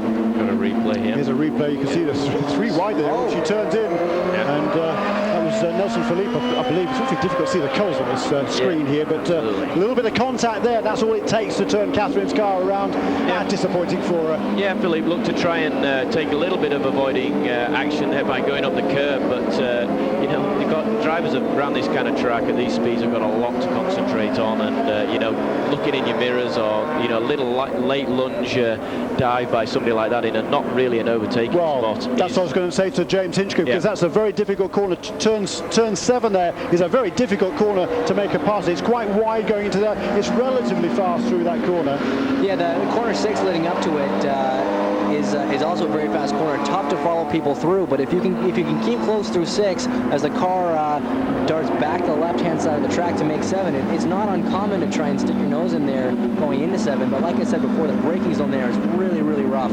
You really have to have a good run, and the car's got to know you're coming, or else it's just going to end, well, kind of like it did. Exactly like it did. Just a little tap there. Nelson, I think, probably tried to get out of the way. I think he realised he was probably in the wrong place at the wrong time. He tried to get out of it, but just that little touch of the left front wing or wheel of Nelson Philippe's car into the right rear of Catherine Legg, and around goes the Bell Micro car. And poor Catherine now is she's lost a couple of laps already. They're trying to get that car back underway, and now it's going to be a long evening evening, I should say, for Catherine. She had a super run in Long Beach, the first round of the series. Even she was sort of questioning how physically she was going to cope with that first Champ Car race, because of course it's far and away the longest race she's ever done in her career. She did some really good laps towards the end of that stint. Her fastest lap was 8th quickest overall for her first Champ Car debut, Darren Manning. That was a heck of an effort. Yeah, absolutely. You know, it is very, very difficult, these cars to run. You don't actually realise it's not really just the physical side of things. You know, everybody, all these drivers, even in the Atlantic guys, you know, you guys are still, you know, supremely fit enough to drive these cars for a couple of hours, but it's just the mental side of things. When you are tired, your hands are aching, your shoulders are aching, you know, it's absolutely sweltering in there, especially under yellow flags like this where there's no air going over the cars. You see the drivers already opening their visors and things, running in, you know, in high gears, trying to still concentrate on saving fuel, still concentrating on their cars. You know, you can see the sweat dripping off Catherine's nose there already, you know. So the pit crew is out waiting for Catherine, but she wants to go, that's for sure. They can't get that car refired, and they're pulling her behind the wall. So frustrating for her. She's her finish in Long Beach, where she finished among the top 10 in 8th place. That was the best ever finish by a female driver in the Champ Car World, in the history of the Champ Car World Series. Better than anything that Lynn St. James managed, or Janet Guthrie in the early days, or Desiree Wilson, the other female drivers, all of whom were very, very talented. She's done a super job, and of course, since Long Beach, she's had another taste of speed as well. She drove in a P1 powerboat off in the Mediterranean, and that was a kick. She was driving at over 100 miles an hour on Hans Bohink's powerboat near Rome, and she said that was just absolutely amazing experience. I've done a little bit of that actually, not in a P1, but I actually raced in a Honda 4-stroke boat, and I tell you, it's the craziest thing you've ever done. Like here, you think the track conditions are bad here, at least they're consistent all the way around. You go out on the water, you don't know what the heck's going on. You know, the wave could just come up any moment. So a P1. Whew. Yeah, she said she's brave. She's braver than me, that's for sure. Going to say, terrified. Terrified was the word she used. So she's made it back to the pit lane. They're going to put a new rear wing on, they hope, but that brown mounting bracket on the back has been bent. Tough learning curve for her, but yeah, a little bit difficult for me, you know, to watch the cars roll off and not be part of the grid today. But you know, such is life. You got to move on. I'm really excited about my opportunities here to take on a new role at BKV for the future. Thank you, Jimmy. I know we'll see you back in the car later this season, though, right? Maybe a couple of times. Who knows? Looking forward to it, J-Van. So there is Bill Stevens in the pits there with Jimmy Vasser, the owner of PKV Racing, or one of the co-owners with Dan Pettit and Kevin Kalkoven. Jimmy, of course, drove in Long Beach. He hasn't retired. He's going to do some other races this year, but now he wants to concentrate on getting this team the best results it possibly can. So he's stepping out of the car. They're going to concentrate on the cars of Catherine Legge and Oriol Serbia. There is Cristiano Domada making a pit stop. Good move by him. Yeah, master strategician, I was just about to say, is Dale Coyne. You know, he might not have the fastest cars out there on the race, but he knows how to strategize. What's happened with Cristiano? Looks like he might have hit the wall coming out of the pit lane. I don't think the wheel's actually been put on. You can see the... Yep, there it is. Yeah, that's not on properly, that's for sure. Oh dear, looks like a problem there with the left front tire, the inside He's on a good run. He's brought the Eurosport car up to position 4. Seems to have good pace. I think we've got a good tire strategy. In the back, obviously Justin's had a heck of a race. He got tagged on the first lap. Here we go again. The CDW car has been working very well. He's got a fast car. We've got him on a good strategy. We think he's going to work himself back up into the top 5 as well. So he may have something left for the 3 cars ahead of him right now. We think he has something left for the 8 cars ahead of him. So that's the whole purpose, is to bring technology forward fast. That's what these folks do. Good. So that was Carl Russo, the owner of the Eurosport team, talking about his man Justin Wilson. Justin's had a lot of problems in the early stages of this race. Don't know what he meant by the 8 cars in front of him. He's got a dozen cars in front of him at this stage. He has made 3 pit stops in the race so far. He has also turned some pretty quick laps as well. The fastest lap of the race thus far has been set now by Sebastian Bourdais. We're getting ready though to go back to green. There is the green, and another great restart by Mario Dominguez. He jumps clear of Sebastian Bourdais. Tracy's still in third. Allmendinger 4th. We can see him coming into that very, very tight chicane. Mario Dominguez is driving absolutely beautifully this afternoon. He's kept his wits about him. He wasn't flustered clearly by that pass made by Bourdais. Whether or not it was under yellows, and the officials determined that it was not. He gets gets a good run off turn 3 around this very, very fast, very tricky, very dangerous turn 4. Around the Astrodome they go, down into turn 5, and Mario is on the push to pass, trying to stay away ahead of Sebastian Bourdais. He does so. That is Cristiano de Mata directly in front.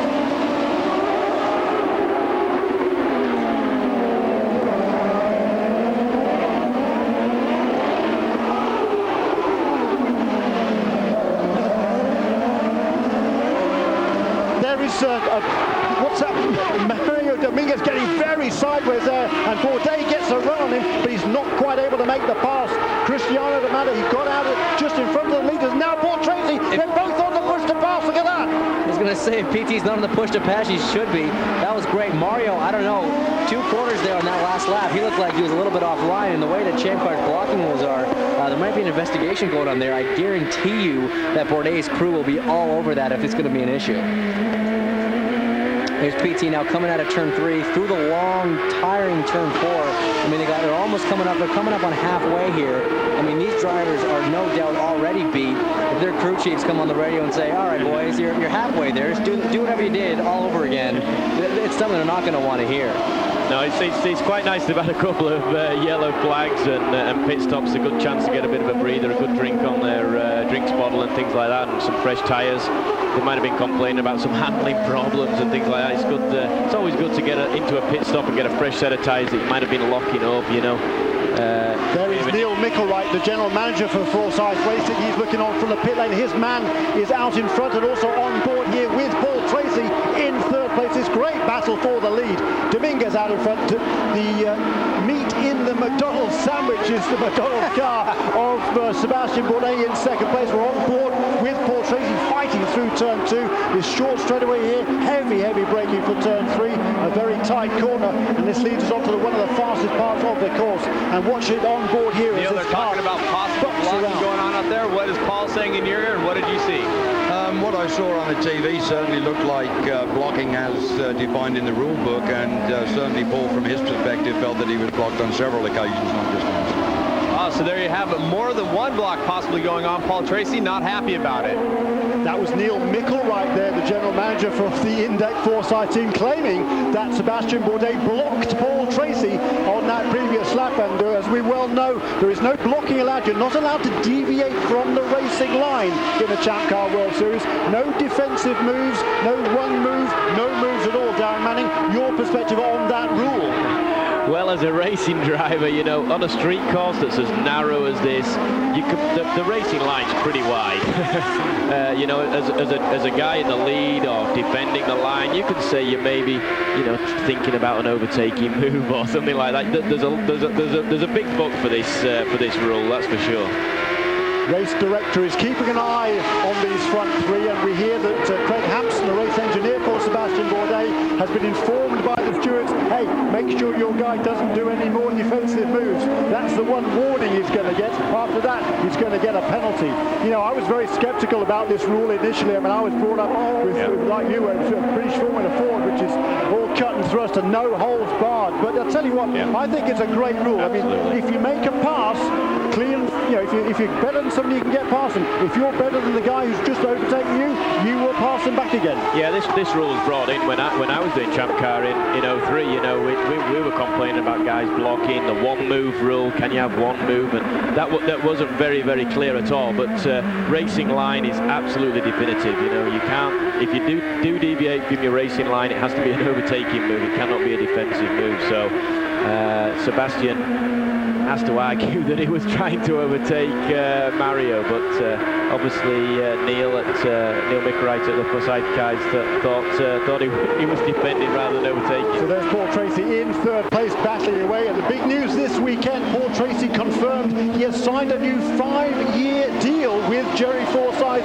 to drive in the Champ Car World Series. And great news certainly for that team. He's a big guy, he's a big star. He's known around the world, hugely popular, and you know, he wears his emotions on his sleeve, does Paul Tracy. You know exactly what he thinks. He's a heck of a racing driver, and to hear that he's committed himself to this series for such a long time, James Hinchcliffe. Well, I don't know if it's such a good thing for me. I was hoping to maybe take his seat and move up, but hey, that's just my selfish opinion, right? No, it's awesome to have Paul back on the team. He really has been one of Champ Car's ambassadors for many years, really well known throughout the whole racing world. And like you say, really emotional guy, really easy to get riled up. And I know last time we were on board, just before this last on board, you could see him down the front straight all over his radio, no doubt talking to his crew chief. Seabass was blocking, Seabass was blocking. So it'll be interesting to see if anything else comes of that. One of the things that Paul said in his press conference the other day was that he was hoping that the two series, this and the IRL, are going to get back together again, have one open wheel series in North America. There is Catherine Legg still been working on that car in pit lane. And Paul Tracy, back to Paul, he's still hoping there's going to be one series, there's going to be some sort of a rapprochement, but there's absolutely no news on that. We did hear that Kevin Kalkoven, one of the owners of the Champ Car World Series, was in Indianapolis a couple of days ago. And in actual fact, Tony George, the owner of the Indianapolis Motor Speedway and of the Indy Racing League, did come down here yesterday to watch qualifying and the ALMS race, the American Le Mans Series sports car race last night. So, the rumours are continuing to swirl, but absolutely nothing firm to report. So there's no point in conjecturing, I don't think, from our perspective. We'll just watch this fascinating motor race. We see these three cars battling away at the front. We see Bourdais is on the softer red sidewall tyres, and the two Index 4-series cars of Mario Dominguez and Paul Tracy are on the harder black compound tyres. So a fascinating race unfolding here in Houston.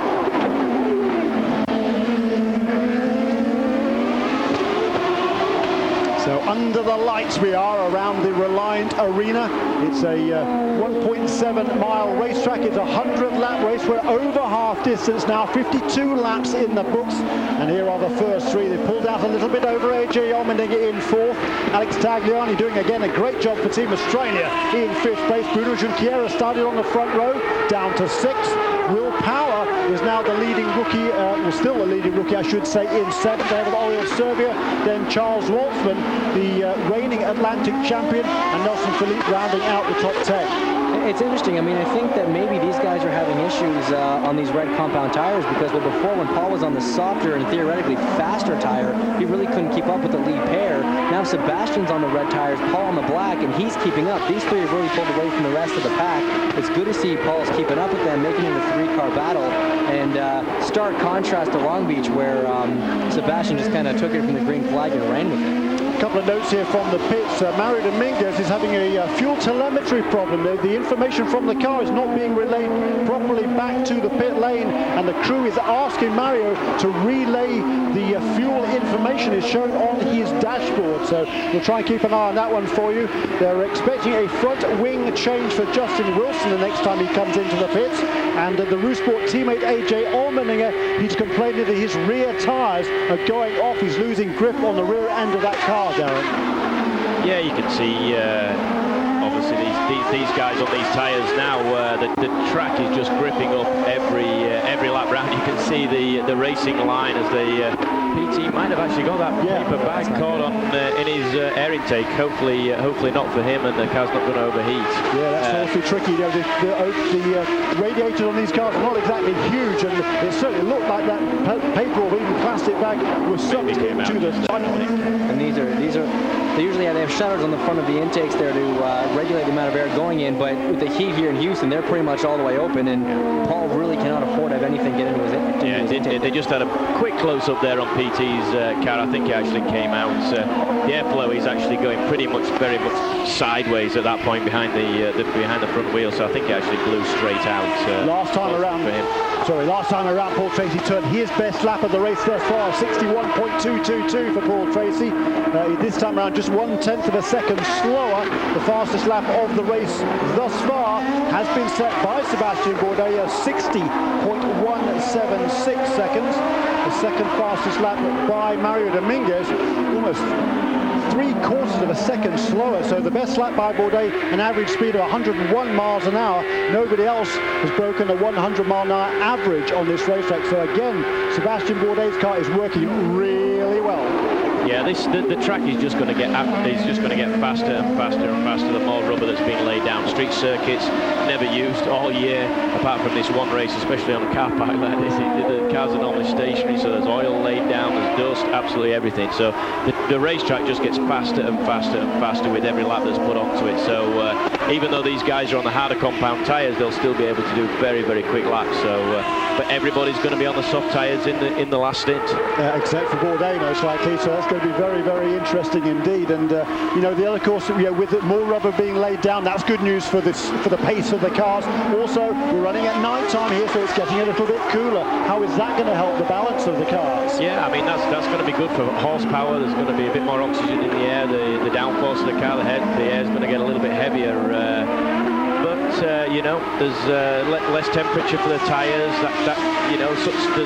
There's contravening theories. That could mean there's more grip from the tyres, but also if there's more temperature, that could mean the tyres are a lot more slick, a lot more oil coming out of the surface of the track.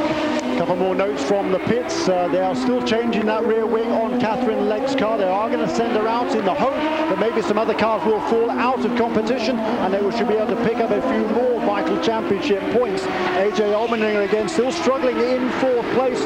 He's about 7 seconds behind this. Well, one of the trio. busiest men on pit road is Craig Hampson. What a night you've had. The pit lane coming apart. Your driver being warned for blocking rather.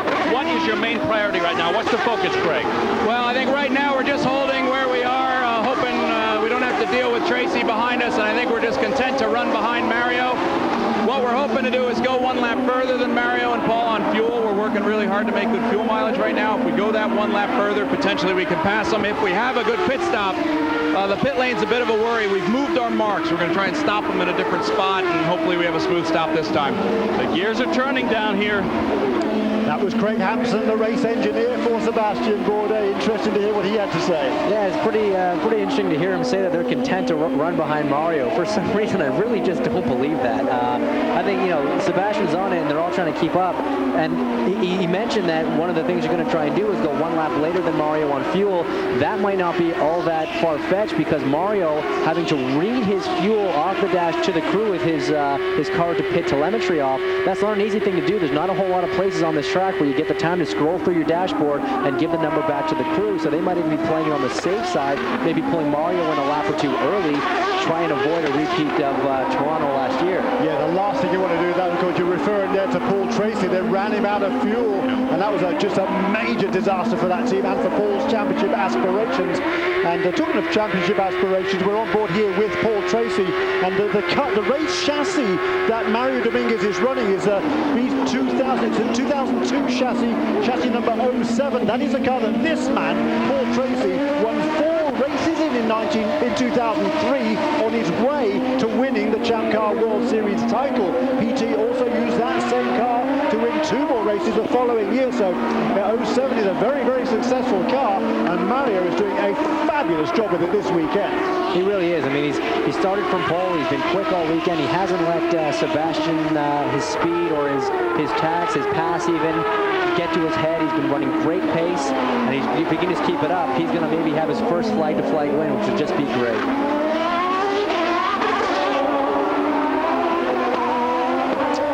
On lap 60 now, we are here in Houston, out of 100. This is Jeremy Shaw with James Hinchcliffe and Darren Manning. We hope you enjoyed the race from Houston. It's been a fascinating contest.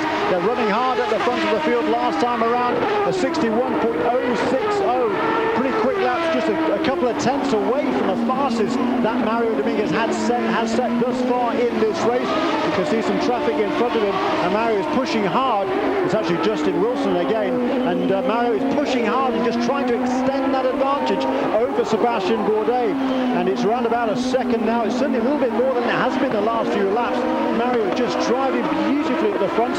You look at the Cosworth's push to pass, the power to pass button, 33 seconds Mario Dominguez has left out of that 1 minute. He's turned his best lap of the race thus far, 60.796 seconds. He now has joined that 100 mile an average plus 162 kilometers or so an hour average speed around this 1.7 mile racetrack, and the gap to Bourdais 1.3 seconds now. Yeah, absolutely. I think this is actually around the time of the race that the team's going to say we're all right to push hard the rest of the way. They're going to say, yeah, you've saved enough fuel. You know, obviously Bourdais is trying to go a lap longer, maybe 1 or 2 laps longer than Dominguez and PT to try and overtake them in the pit stops. But Dominguez is actually pulling away from Bourdais, especially with his back markers that they're coming up now. So, but the pace that they're running, it looks like they've said, you're good to go the rest of the way, fella. Just go as hard as you possibly can. We'll fill her up, and away you go again. Here's a great battle here. It's actually for 4th place. There's Allmendinger, holding on Tagliani, Junqueira, Will Power, and Oriol Servia as well. A great battle for 4th, 5th, 6th, 7th, and 8th places. And we're on lap 62 now. I know the teams are hoping to get to about lap 66 or 7 before they make their final pit stop of the evening. But this is a battle to watch right now. What a great battle it is. AJ Allmendinger, he said, I can't hang on to this thing, is what he's telling his team, but he is hanging on to it just about. You can see, he tiptoes through there, breaks a little bit too deep, runs through the escape rope, as does Alex Tagliani behind him. Hey, if you're going, I'm going. That's what Alex is saying. And here he goes, tries to make a pass up the inside. He'll make that stick. It'll be really important for him to get on the power, get a good run out so AJ can't fight back. And he seems to have done that. Good pass by Alex there. Wow, an opportunistic maneuver by Alex Tagliani, but you know, those two relative to each other, they both went through the corner, down the outside. Looks Bruno Junqueira, absolutely wheel to wheel. Whoa! Yeah, that had that incident written all over it. But look at this, the two behind it. Will Power and Oriol Servia looking to take advantage. Whoa, that's a dicey move. There's Will on the outside, hung to dry out there. Whoops, AJ might have missed the gear there. Servia, Allmendinger, Junqueira, absolutely everybody. This is great driving from these guys not to get into trouble. Very good save there by Junqueira, wasn't it? We had a moving parking lot there for a minute. We had cars 2 by 2 for a few corners. The yellow flag even came out for a second there. I saw from a marshal thinking Junqueira had crashed. This is going to get ugly. That's not the marshal. Oh, look at that. The Ranger going through. He's done it. Brilliant move by Andrew Ranger. Once again, tremendous. Well, there's somebody else comes up. Will Power. Yeah, gone back through the chicane there. See if Ranger on his home track here for Myjack. So AJ really struggling. He leaves the door wide open there, so he loses another position. And boy, the positions are changing. It's Charles Wolfman who's taken full advantage. Great driving by the Dutchman, and AJ now is down to about 7th or 8th place. He's really battling with that car. Oriol Servia has moved his way all the way through pretty much. So just tremendous battling going on, and what a contest this is. Just a little bit offline here. You know, you couldn't. There's a lot of marbles starting to build up on the track now. We're 64 laps into the race as AJ drops another position down there.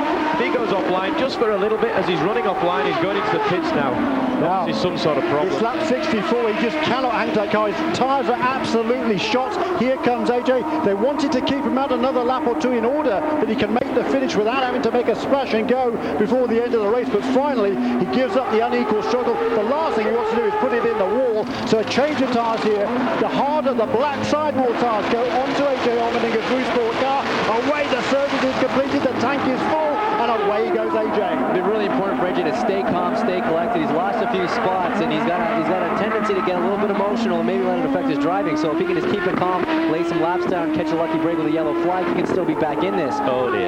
As he puts a big flat spot on both his front tires there going into the first corner out of the pits. I'm glad you said that rather than me there, James. Look at this. Mario's pulled out to 2.5 seconds. Got a 2.5 second gap over Sebastian. So, you know, Sebastian's crew chief there saying they're content to sit behind Mario, try and get him at the pit stops. That's just not the case anymore. He's got to stay behind him. He's not staying behind him, is he? But it's kind of classic Bourdais, hanging back a little bit, allow Dominguez to pull away a bit, maybe lull him into a kind of a false sense of security. And now with the pit stops looming, now is the time that Bourdais traditionally really gets on the gas and pulls that gap back again, and then it's up to the pit crews, Darren. Yeah, and maybe this is what we're seeing here. Maybe he's saving that little bit of fuel, you know, 2 seconds, 3 seconds. He doesn't want to drop much further behind than that because there's not much more time than you can save in the pit stops here.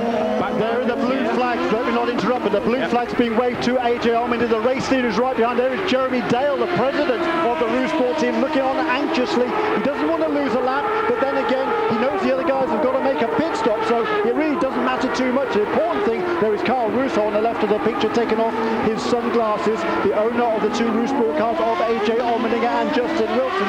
But if there's another caution, that would certainly help AJ. But AJ's got to be patient, he's got to be smart at this stage. If he loses a lap, that's not too bad. The important thing is not to lose too much time. Yeah, it'll be interesting to get some shots of where Dominguez is with AJ and Bourdais right behind him.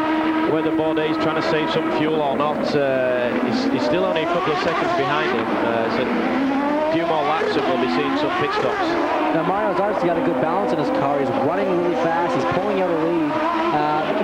So you think that he had on the black tires, but he's requested to his crew to put the reds on at the next stop. He wants a softer compound. He wants to try and get the same pace he was running at the beginning of the race and run that to the end, try and take this all the way to the top step of the podium. On board here with Andrew Ranger. We are on lap 67 for the leaders, and Mario Dominguez, he had a 3.5 second lead. It was down to about 2 seconds, but now he's got past AJ Allmendinger, and the gap has opened up quite a lot already. Look at the gap he's put out. There is Sebastian Bourdais. No sign of AJ. Not sure where AJ went. A very slow lap last time around, 67.9. Of course, that was his out lap, so kind of certainly a difficult lap for AJ Allmendinger, but he's got out of the way, and Dominguez has stretched that gap by about a half a second last time around. He did a... Whoa, he's made a mistake! Disaster! Oh, that's absolutely tragic. Mario's running such a good race. That is not what these guys wanted to see. Oh, boy. How disappointing. Look how much time he has lost. It looks like he's back out behind PT because there's Allmendinger right behind him. So this is a real test of character now for Mario. See if he can get back up. There's still quite a lot of laps, 23 laps to go. Something like that, so one more pit stop, maybe some more yellows, you never know. So he's got the pace, let's see what he can do. Bourdais is now back in the lead. He turns a quick lap there, 61.1, and Mario Dominguez is in third place, about 7.5 seconds back. As you said, he's calling for the red sidewall tyres, the softer of the two tyres, and those are the tyres in which he won the pole 2 days ago. Here again, here's the braking area at turn 5. He locks up the brakes, goes too deep into the braking area, straight on. The good news is he does get it stopped. He does a spin turn, and he's awfully lucky not to lose more time. A big problem, though, is he had those two fronts locked up for quite a long time, so his pace is probably going to drop off a bit with two really big flat spots on those front bridge stops. The good news for him is that we're on lap 67 now, so he's going to be able to come in. He is going to be able to make it to the end of the race, so I fancy they're going to bring that car in within the next lap or two. I think that's what you're saying, Jem. I think these guys are going to be good to go with one more stop from here on in, so I think that's what you were seeing. The team had obviously said to him, I think like I was saying, you know, they were saying, go for it, Mario. And he was going for it maybe just that bit too much on his harder compound tyres, what he's used to on the softer tyres, and just pushing just that little bit too hard, you know, with 30 laps to go before the end of the race. And it's like you said, Darren, I mean, this is going to be a really big test of character. Mario, just like AJ, just like Paul, very emotional guy, very emotional driver. It's going to be a huge, huge test to see if he can keep his composure. He knows he's got a fast race car. He's led almost every lap of this race. If he can, again, catch a lucky break with pit stops with yellow flags, he can be right back in this one. Here is Alex Tagliani, 5th place for Team Australia, the Aussie Vineyards car, the Lola chassis, Walker Racing, Derek Walker's team, and he's a good pit stop there for those boys, and he will get back out in the fray. He'll lose a few positions now, but here is traffic for Bourdais. That's a couple of crucial seconds for the two Forsyth cars behind Bourdais. Bourdais still lapping a lot faster than the two cars behind him. And he's still stuck behind Andrew Ranger, and Ranger is not doing him any favours. Sebastian Bourdais, he was married last weekend to his longtime girlfriend, Claire Rago. They got married in Le Mans. He was talking to about the wedding this morning. It was a great day for him because it was raining in the morning, and they had to cancel some of their photo shoot opportunities. But it was a great day for Sebastian, and he's just he's a very, very happy man at the moment. He's driving with so much confidence. He dominated at Long Beach, and there's Bruno Junqueira. Has he run out of fuel? I guess he has. He was just turning some very quick laps. He was going quicker and quicker and quicker. The last 5 or 6 laps, every lap that Bruno did was quicker than his previous lap. He just turned a 60.8. They'll all come into the pits and right this, now. I'm pretty sure he's going to bring out a caution. And yes, they will all come in and make their final pit stops under yellow flag conditions, I fancy. But it is still green at the moment. Is there anybody going to gamble and bring their car in before the pits are closed, which it will be when the caution comes out. I think they'll probably try, because if they can do this, then... Bourdais is in the pits, Tracy is in the pits. Yeah, good move. I mean, I'm surprised the yellow hasn't come out, but the car is it's offline. It's not really in the way.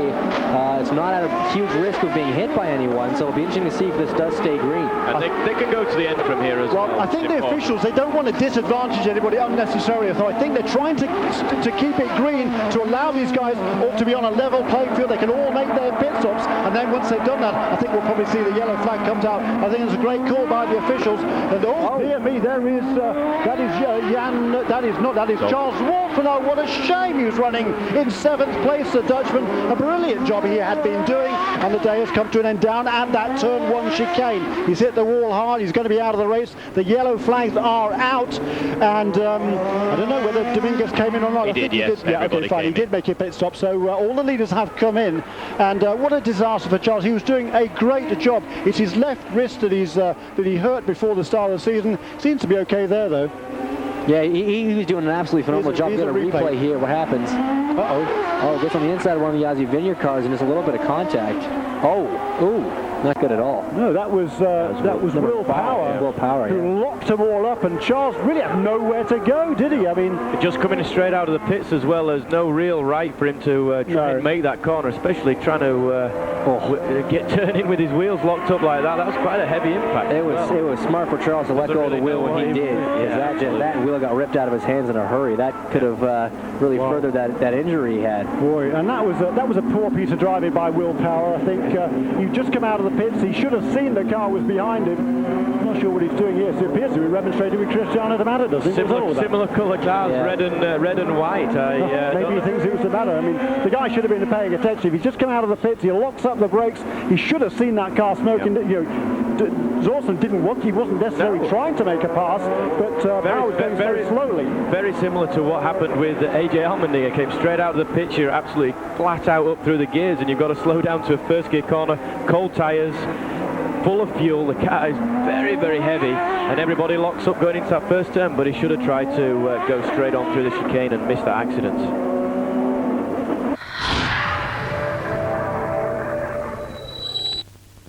Enter the Gillette Power Generation competition.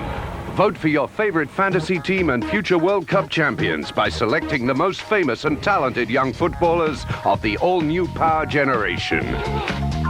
By answering one simple question and entering your Power Generation team, you can win one of 100 M3 Power Nitro razors and Best Young Player DVD packs.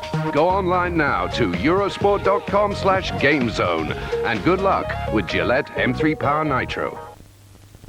Fancy something a little different? Then have some fun with your phone and these fun sounds. For Text Sport 30. For Garlic bread. Text Sport 20. For Bothered phone. Bothered. Text Sport 10. To 88888. Subscribe to Eurosport Club for just £3 per week. Fun sounds are not endorsed by any celebrities. After 4 days in Belgium, the Giro goes home to Italy, and the going gets tougher. This is where the favourites must start to make their move for the pink jersey. But with the challenges ahead, nothing will be easy. The Giro d'Italia, every day, live on British Eurosport, and every night on Eurosport 2. Pitted a lap earlier than we planned to, because I guess they ran Bruno out of fuel. And I was worried that it might go yellow for that, so we called him in a lap early, because if it had gone yellow and we had been out there, that would have been it. We would have been 10th or something. So I'm pleased with how that went. We're fine on fuel. We're back on the prime tires. It's now just a matter of holding Paul Tracy off, which we all know this could be very interesting with these two guys. Paul's got like 2 shots more push to pass, so, well, we'll see. Fasten your seatbelts. So thanks for the pit report, Pat. That was Bill Stevens down there talking to Craig Hampson, the race engineer for Sebastian Bourdais. There is Mario Dominguez sorry, that was Paul Tracy, wasn't it? So it's Tracy in 2nd place, Mario Dominguez in 3rd. So it's Nieuwenhuis once again against that Forsyth in-deck team. And we're going to have a great contest towards the end of this race. Sebastian Bourdais, I'm fairly sure, was on the black sidewall tyres, and the 2 Forsyth cars on the reds. And Bourdais, as we know, all weekend long, he's been happier with the car on the black sidewall tyres, and Mario Dominguez in particular has been extraordinarily happy with the way his car is handled on the red. So this is just going to be a fascinating battle to the finish. We're going to have 28 laps to go. Yeah, it's going to be great. I mean, as the Newman-Haas crew touched on there, Paul has quite a bit more push to pass than Sebastian, 34 seconds to Sebastian's 19, and they're very aware of that, very conscious of that.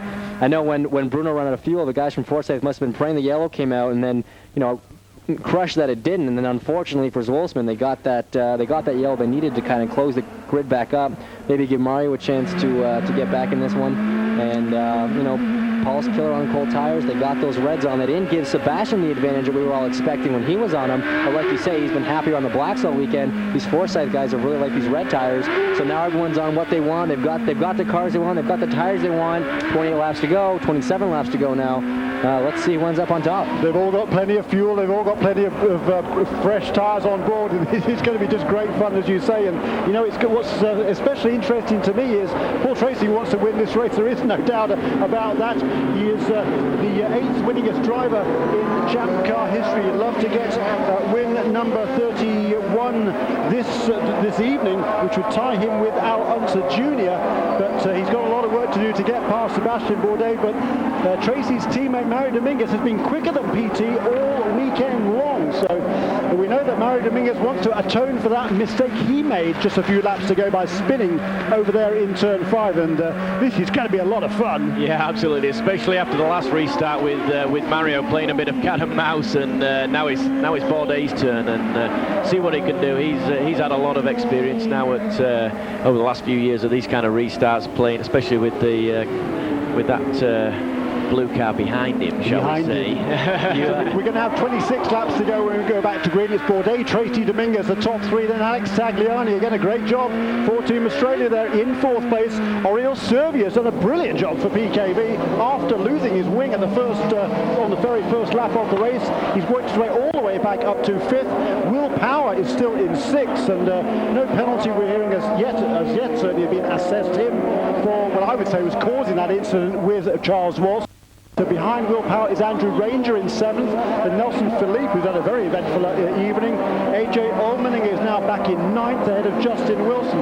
So the two Eurosport cars in 9th and 10th, they are the last cars on the lead lap. Cristiano De Mata is 1 lap down, and only as a result of losing a wheel after an otherwise scheduled pit stop a few laps ago. So a disaster for Cristiano, but there's all to play for with 26 laps to go. This is going to be fun. Tighten your seatbelts, folks. We're still under caution here in Houston.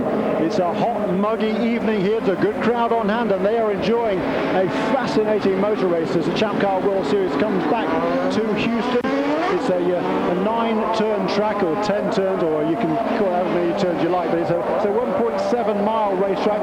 It's very bumpy. It's very hot, as we said, hot and humid. It's very hard on the cars and the drivers this evening, but we've been relatively trouble-free. I mean, yes, we've had a few incidents, but it's been certainly a fascinating race at the front, James. Oh, it's been fantastic.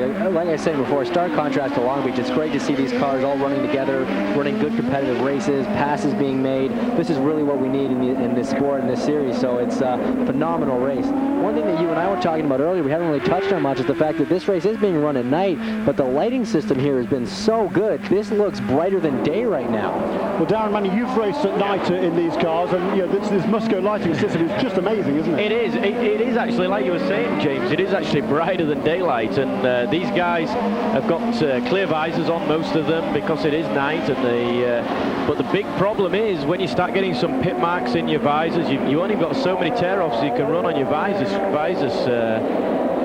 You know, it actually reflects the light, so it is actually worse than it should be dark. That's the thing. I mean, we were talking again about how all these drivers, as you say, are wearing these clear visors in the races that I've run in the dark in go-karting and whatever. It's I've always run a tinted visor still, even if it's just a light smoke, because the glare off some of these lights is really, really strong and can upset your vision.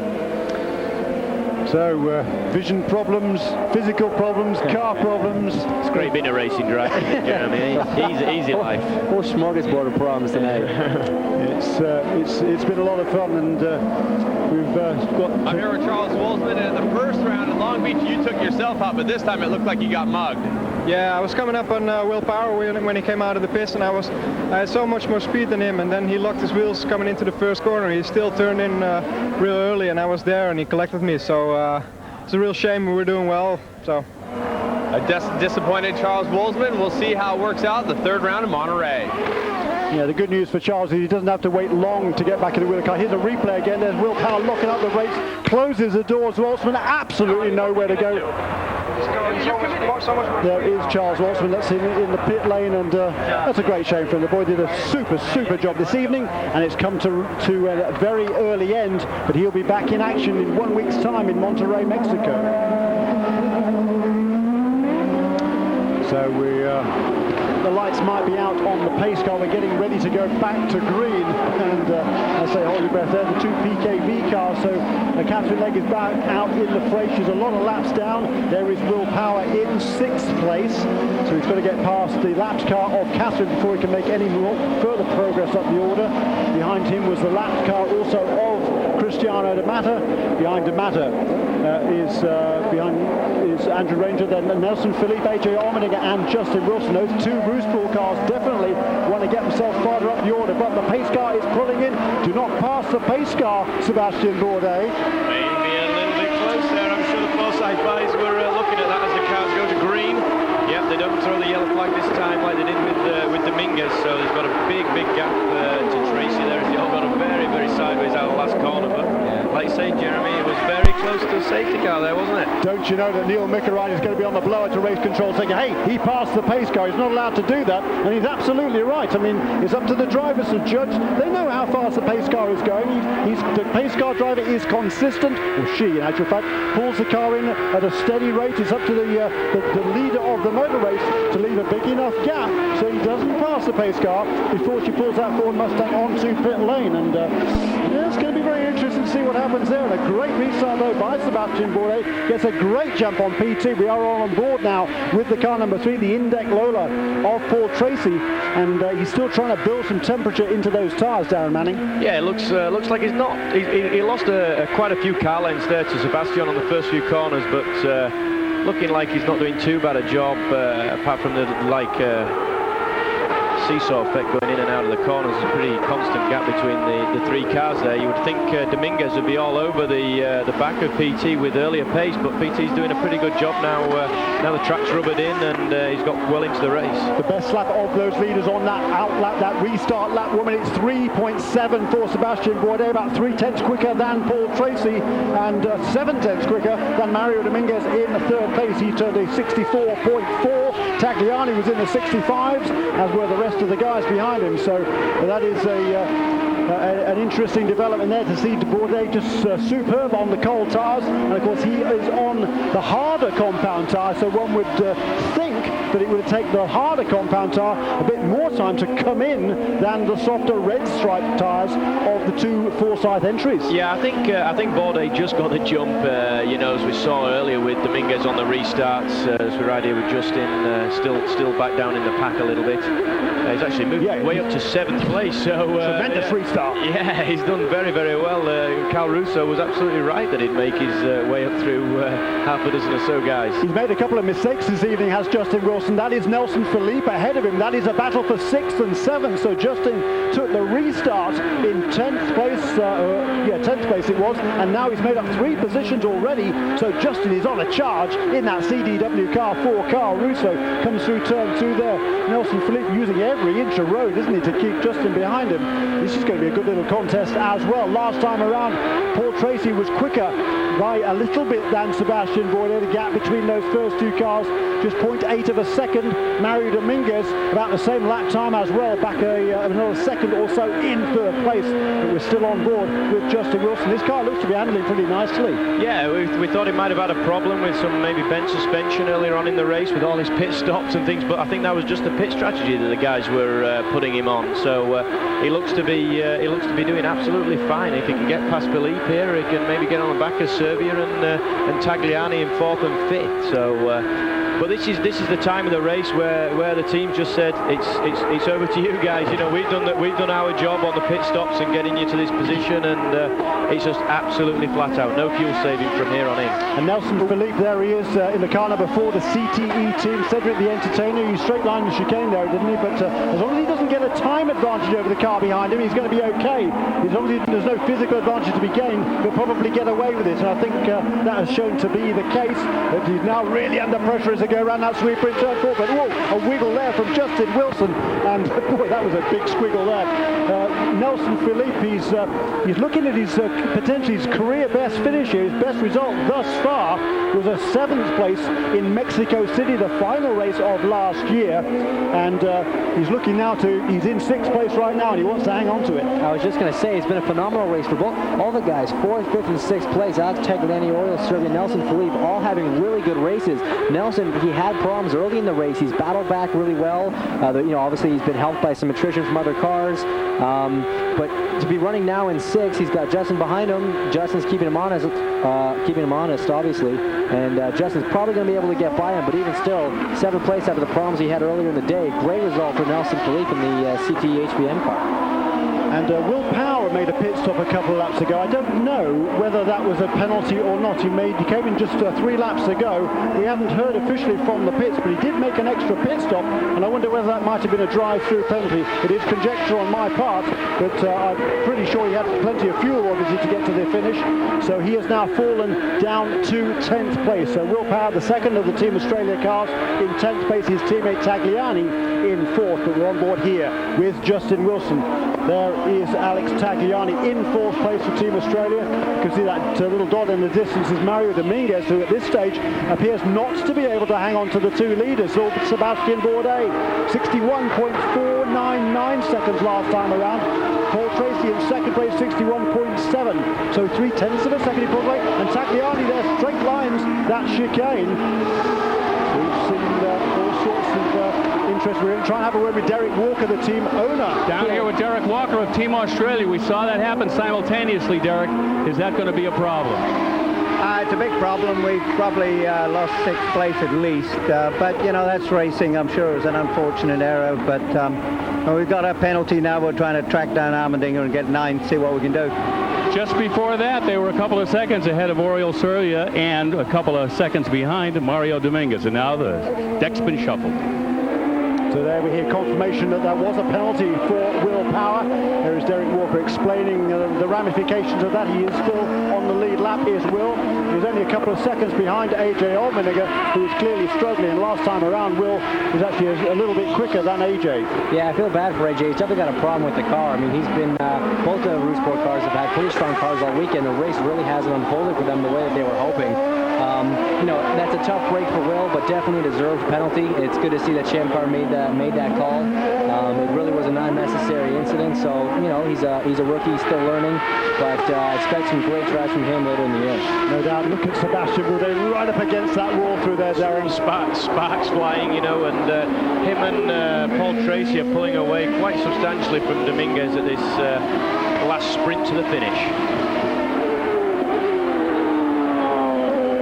Sebastian, he's turning again, so it's just a series of consistent laps there in a low 61-second bracket, and he's extended that lead over Paul Tracy. Well, you can see what it is on the road, on the watches. Last time around it was 1.569 seconds, and I don't think it's getting any closer. A little bit more now. It's over 2 seconds now as it flashes across the line one more time. Well, it was briefly 2 seconds, and now showing 1.569 again. Not quite sure what's going on there, but we've got 83 laps down, 17 laps to go, and for Paul Tracy, the time is running out. Yeah, it doesn't look like he's got the out-and-out pace.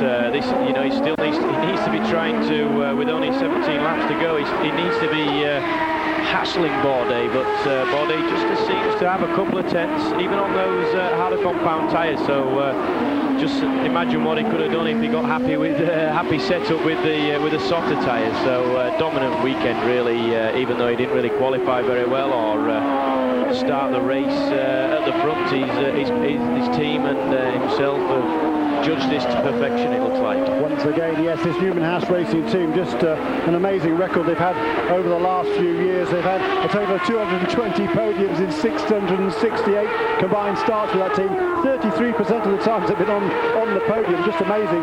91 wins in total, 93 poles.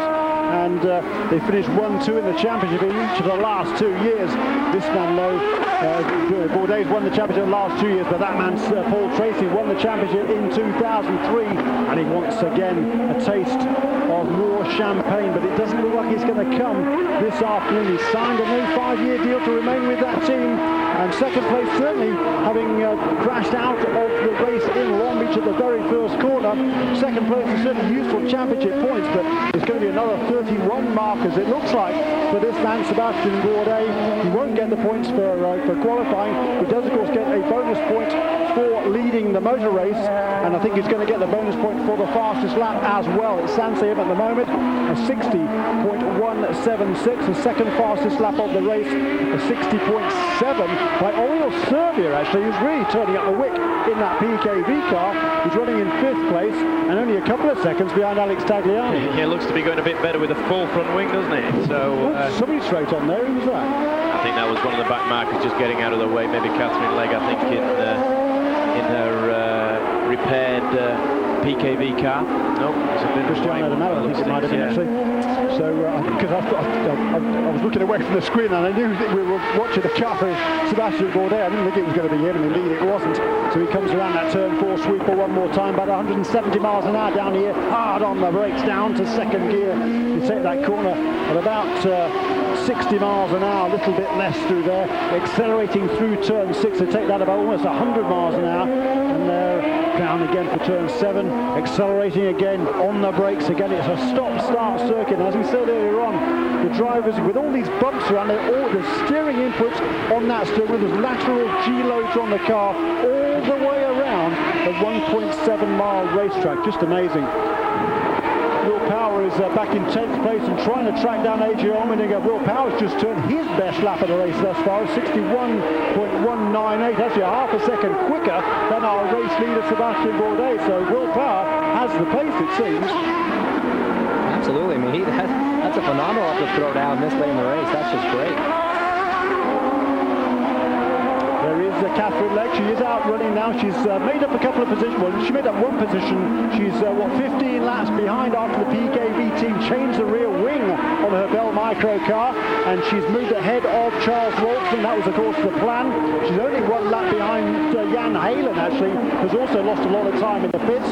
So Catherine is still pushing hard, trying to catch Jan Halen. And last time around, Catherine, she did a 61.8, which is only around about the same pace as our race leader. Yeah, great experience for her. I think this is very, very wise. I mean, it's quite easy for the team to just park her after quite heavy contact with the tyre wall with the rear end of the car. You know, they decided to change the rear wing, even though they're 15 laps down. They're not going to get many more positions up. Probably, you know, she's going to be battling, 1 lap behind Jan Halen. So it's just a very good experience for her to be running on in conditions like this. We're still watching this battle here for 6th and 7th, and there's the contact in turn 1. Whoops, there goes that battle for 6th and 7th. Like Servia, in fact.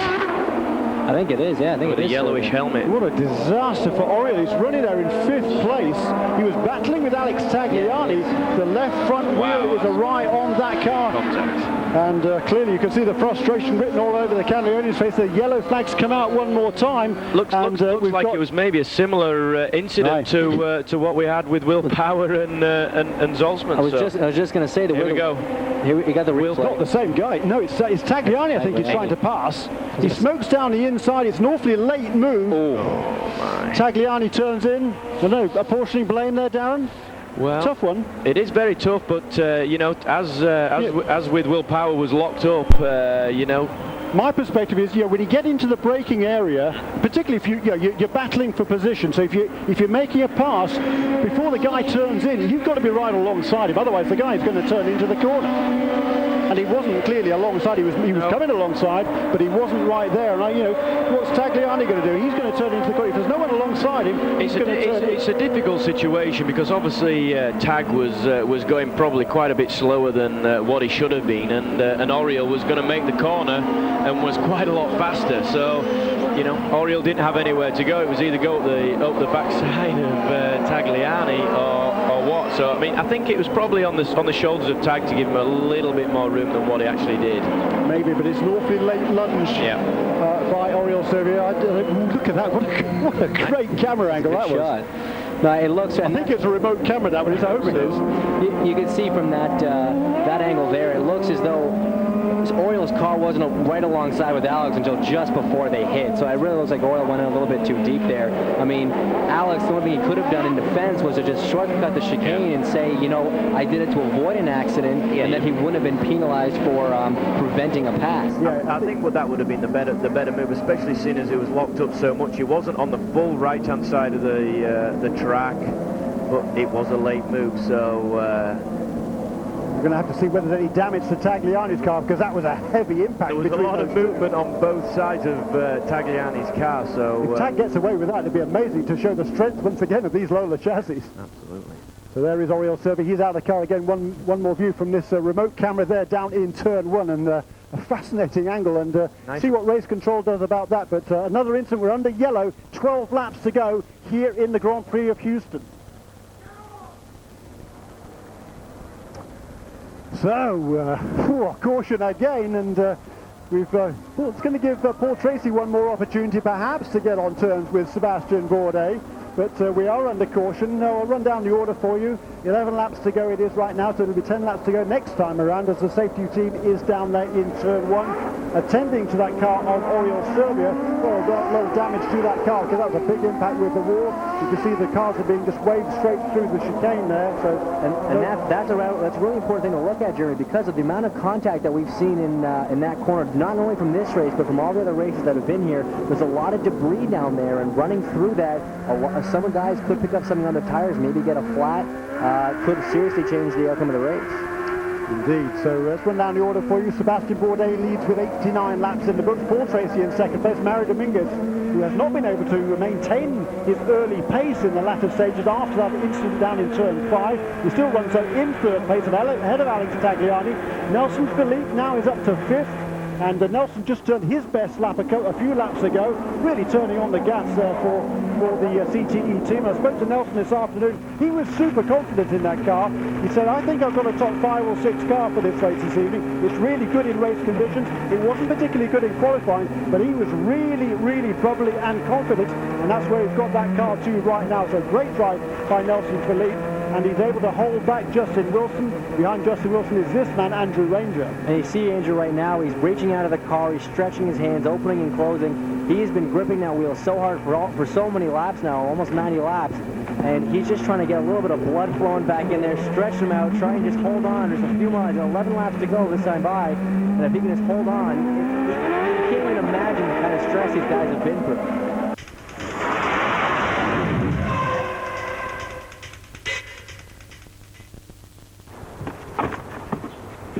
Get your car insurance quote through Yellow Pages now. There's a new BMW to be won every week for 10 weeks. If you're renewing your car insurance, why not call in the AA team? Unlike some companies, we save up to 40% for all kinds of people. We'll also give you a full money-back guarantee if you find a cheaper quote. And a no-claims discount of up to 65%. Find out if you could save up to 40% on your car insurance. Call us now on 0800 107 9073. That's 0800 107 9073. The AA team, here to get you a better deal. Looking for a little more space? All Capital One.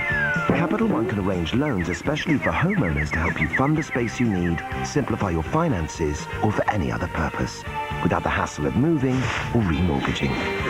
With a Capital One homeowner loan, you can apply for up to £100,000 if you own a home and earn over £20,000 a year. Call 0800 458 4336 or go to capitalone.co.uk. A Capital One homeowner loan can help you afford what you want. Call us now on 0800 458 4336.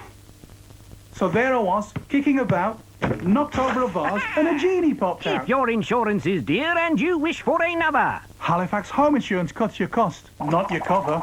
You could save £107 and get 5-star cover. It's one of the best around. So to see if you could save, call 0800 917 9699. That's 0800 917 9699. Or save 20% when you buy online. Hey!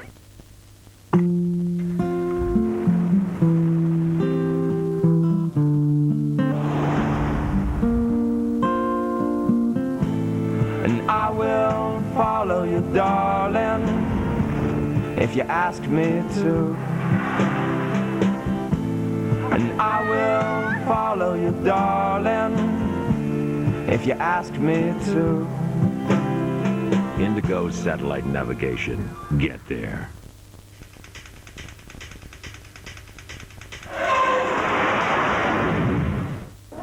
We have not yet had a word from the Champ Car safety team. We will pass that along as soon as we can.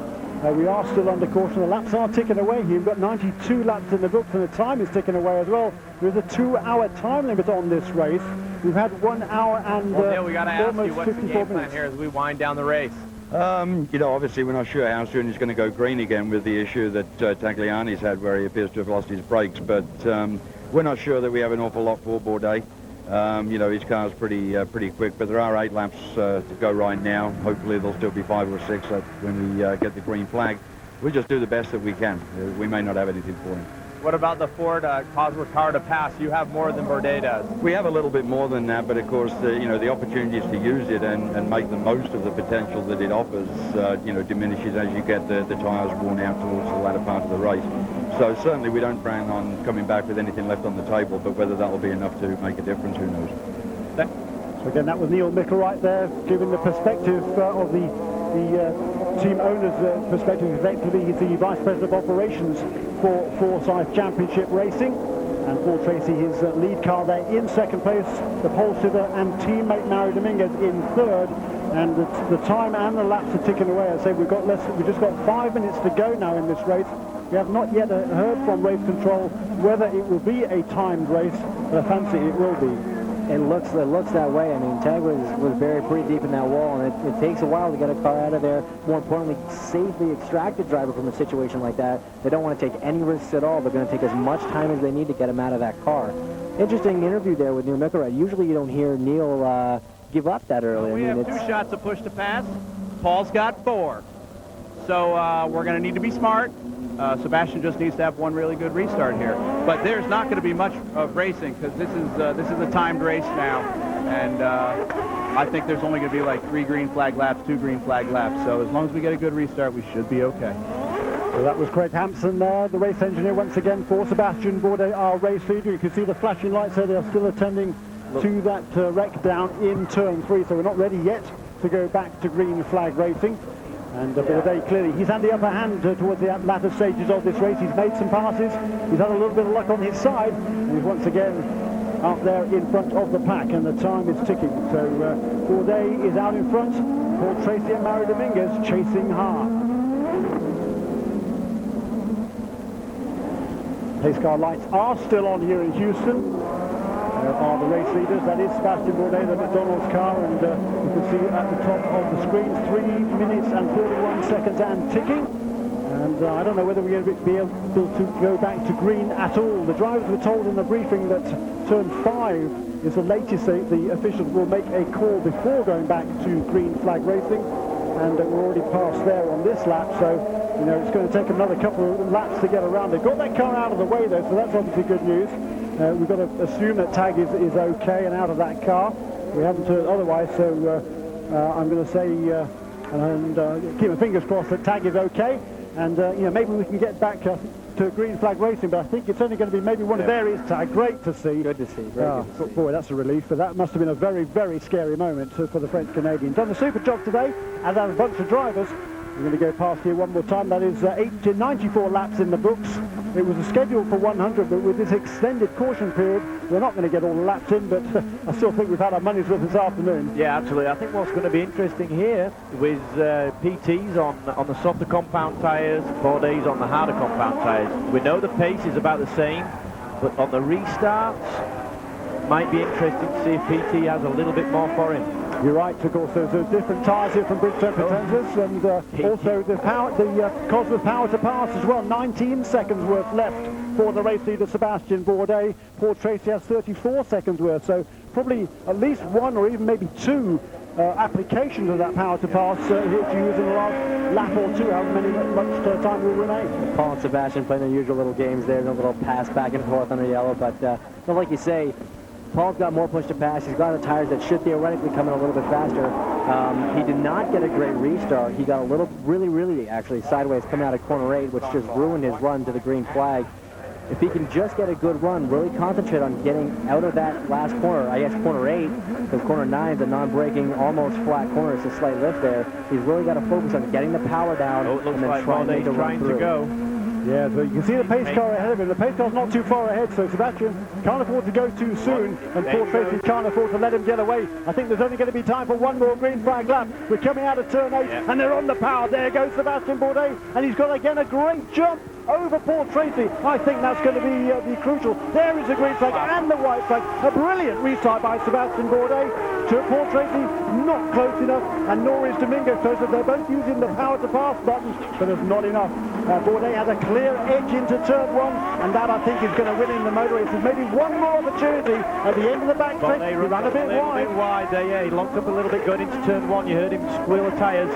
He's pushing so hard, and that might just help. Now this is it. You've got to get on the power here. Look at that. Bourdais got a great jump off that corner. He really did try using what's left of his 19 seconds to push to pass. I mean, Paul's got 34 seconds going into this lap, and on a lap that's a little over a minute long, he should probably be using it for all 34 seconds to try and catch up to Sebastian here. He should, but he's not, and the edge clearly is with Human Ass Racing and Sebastian Bourdais. He's now just got 2 corners to go. There is Paul Tracy. I'm sure he hasn't given up, but he knows in the back of in his heart that it's a pretty tall ask. And he knows now, as they come through turn 8, just 1 corner to go, it's going to take a massive error by Sebastian Bourdais, and a Frenchman doesn't do that, does he? There he goes across the finish line. It is yet another win for Sebastian Bourdais. Win number 18, his second consecutive this season. That is Kevin Chambers, the crew chief for the Blonde Air on the pit road. Another brilliant drive by the Frenchman. Married just 1 week ago, and what a way to celebrate your wedding. He wants to do the donuts. He's asking the crowd if they want to hear him. I'm pretty sure the answer is yes. And there he goes. Nice tight one. Crank the bias to the front. Stay on the brakes. Stay on the gas. Colin Duff there in the black shirt. He is the crew chief there, mainly shot base. He's a lot of Formula 1 experiences. Colin, the fireworks shining there is Craig Hampson. Mr. Zanardi will be proud. Weekend on us. A lot of things just kind of haven't gone our way. We've made some mistakes.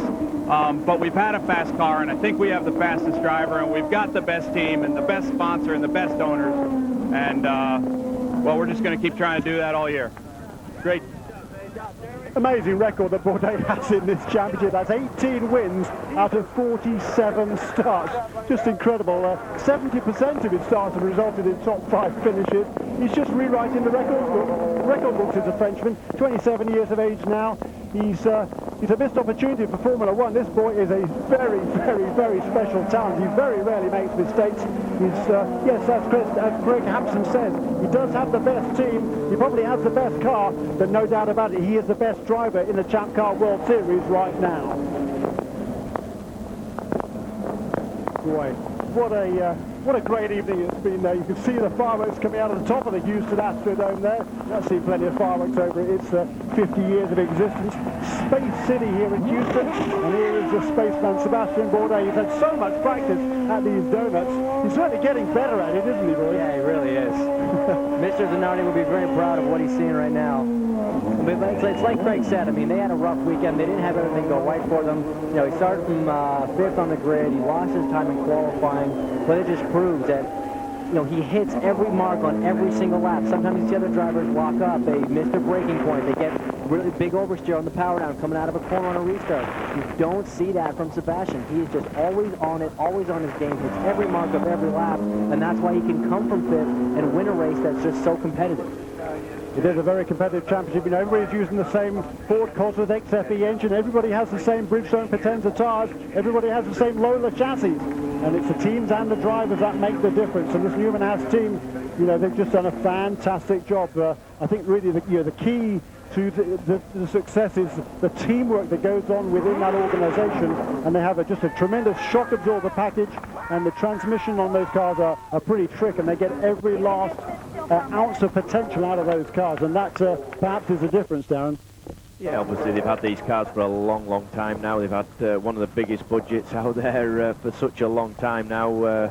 Forsyth had the Lolas just a few years later than the Newman Haas cars, so they've been playing catch up over the last few years, and it's a moving target all the time. You know, they're not stopping development, even though these cars have been the same over the last few years. Every time out there is slightly a little bit different, and you know, they've got the money and the personnel to make those cars just that little bit tweakier than everybody else. It's got to be a little bit of a bittersweet night for the guys at Forsyth. You know, the boys in blue got 2 cars home on the podium, but you really got to feel like this was a race they lost. Mario had a great car, was driving great all weekend long, just made that one mistake. I think he was maybe fastest out of the 3 of the guys, actually. Oh, absolutely. It's just like you said, you made that one mistake, and with this kind of crew, you can't afford to make any, because they are right there to pounce on, and that's exactly what they did. Yeah, you don't want to give Newman Haas Racing an inch, because they are going to take a mile, and that is what they did this evening. And here is Sebastian Bourdais. He's going to clamber out of that car. We're going to try and have a word with him, and it's been yet another absolutely brilliant drive. He's 19 poles in his career. Didn't get the pole this weekend. He was quickest, as we said earlier, on Thursday in the provisional qualifying section, but that time was taken away from him. Hey, look at this. Just an absolute pandemonium scene down here as Sebastian Bourdais is out of the car and receiving the congratulations from his well-wisher. Sebastian, I gotta ask you, before the race we talked, and you mentioned about the confidence level, but from what we saw here tonight, there didn't seem to be a confidence problem at all with your team. No, you know, got these days sometimes just you got the fantastic car. Well, really hard this winter to achieve that, but I could not really expect anything like that. Talk a little bit about the misfortune tonight, the pit incident, and being warned for blocking. Well, the warning, you know, was just was one of these deals where you kind of, you know, defend without blocking, but you know, you kind of move a little bit and didn't really want to take a chance with PT. So, and in the meantime, you know, I got hit pretty bad by Mario, who defended his position quite badly, I should say. So, you know, it's racing. Everybody wants to win.